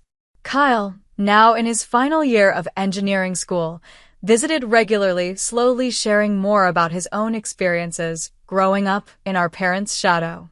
Quiet Kyle, it turned out, had observed and understood far more than any of us had realized. Heather's journey had been more complicated. After our initial conversation, she'd retreated back into the family fold for several months. But gradually, almost imperceptibly, she began reaching out, first with brief, casual texts, then coffee meetings where we carefully avoided family topics, then finally more honest conversations about our shared history. I'm starting to see things differently, she admitted during a recent visit. Watching them recreate the same patterns in their new place, it's like seeing the same play with a different backdrop. The inheritance had changed more than just my housing situation. The trust funds designated for home maintenance had been substantial, and my grandmother's attorney had helped me invest a portion for future needs while using the rest to repair the years of neglect the house had suffered. Additionally, I had discovered that my grandmother had established a separate educational trust for me. Funds my parents had apparently known about but never disclosed, claiming my impractical career choices didn't qualify for support. With financial security I'd never known before, I'd been able to expand my design business, hire an assistant, and even fund a small scholarship for art students at the local community college, something I knew would have made my grandmother proud. The most profound discovery came during renovations to the kitchen. Contractors removing the old cabinetry found a sealed metal box embedded in the wall, labeled simply Foundations, in my grandmother's handwriting. Inside was a final letter from her, apparently hidden during the kitchen renovation years earlier, along with family documents dating back generations. My dearest Cassandra, *. If you found this, then the house has truly become yours, down to its very bones. I hid this letter during the remodel, knowing your parents would never look beneath the surface of things, *.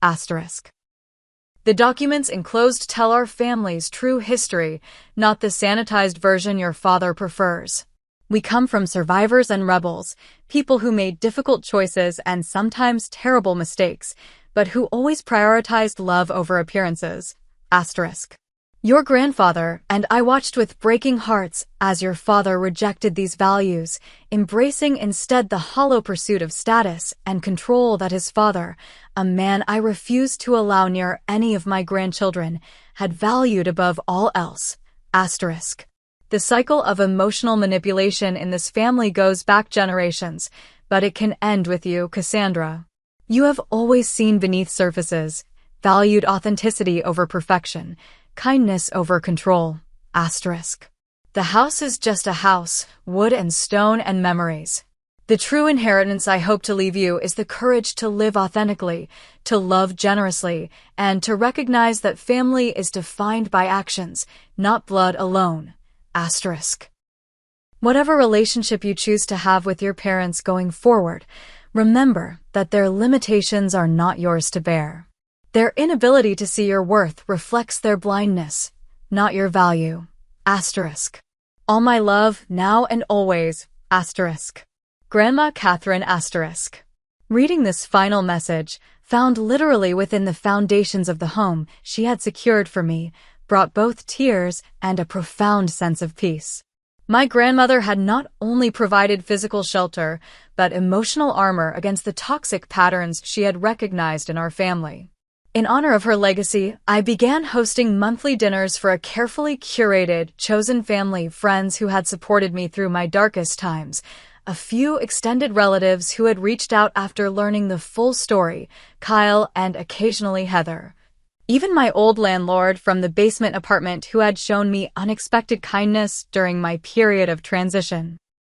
These gatherings filled the house with what it had always lacked under my parents' ownership: genuine warmth, unguarded laughter, conversations where dissent was welcomed rather than punished. The formal spaces designed for show had become casual areas for connection. The house, like me, had been liberated from appearances. On the anniversary of that fateful dinner when my family had discarded me, I decided to perform a personal ritual of closure. In the backyard, I built a small fire in the stone pit and symbolically burned the eviction notice my parents had been served, along with the check they had given me as a parting gift. As I watched the papers curl and blacken in the flames, I felt the last traces of bitterness begin to release their hold. The anger that had fueled me through those first terrible months had served its purpose, giving me the strength to survive and fight back. But I no longer needed it to move forward. The house was mine, my life was mine, and most importantly, my future was mine to define, unburdened by the expectations and manipulations that had constrained me for so long. That night, sitting on the back porch, watching stars appear in the darkening sky, I reflected on all I had learned through this painful journey. That sometimes being cast out leads to finding your way home. That strength often emerges only when all supports are stripped away. That the stories families tell about themselves are not always the truth. That boundaries are not just walls to keep others out, but foundations to build yourself upon. And perhaps most importantly, that sometimes the greatest act of love is not what someone gives you directly, but what they quietly prepare for you to discover when you need it most.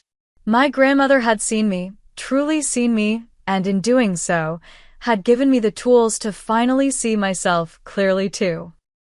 Not as the failure my parents had labeled me, not as the disappointment they had dismissed, but as someone worthy of home, of security, of unconditional love. The house at 47 Maple Street was no longer a battleground or even just a shelter. It had become a sanctuary where I could finally, fully become myself.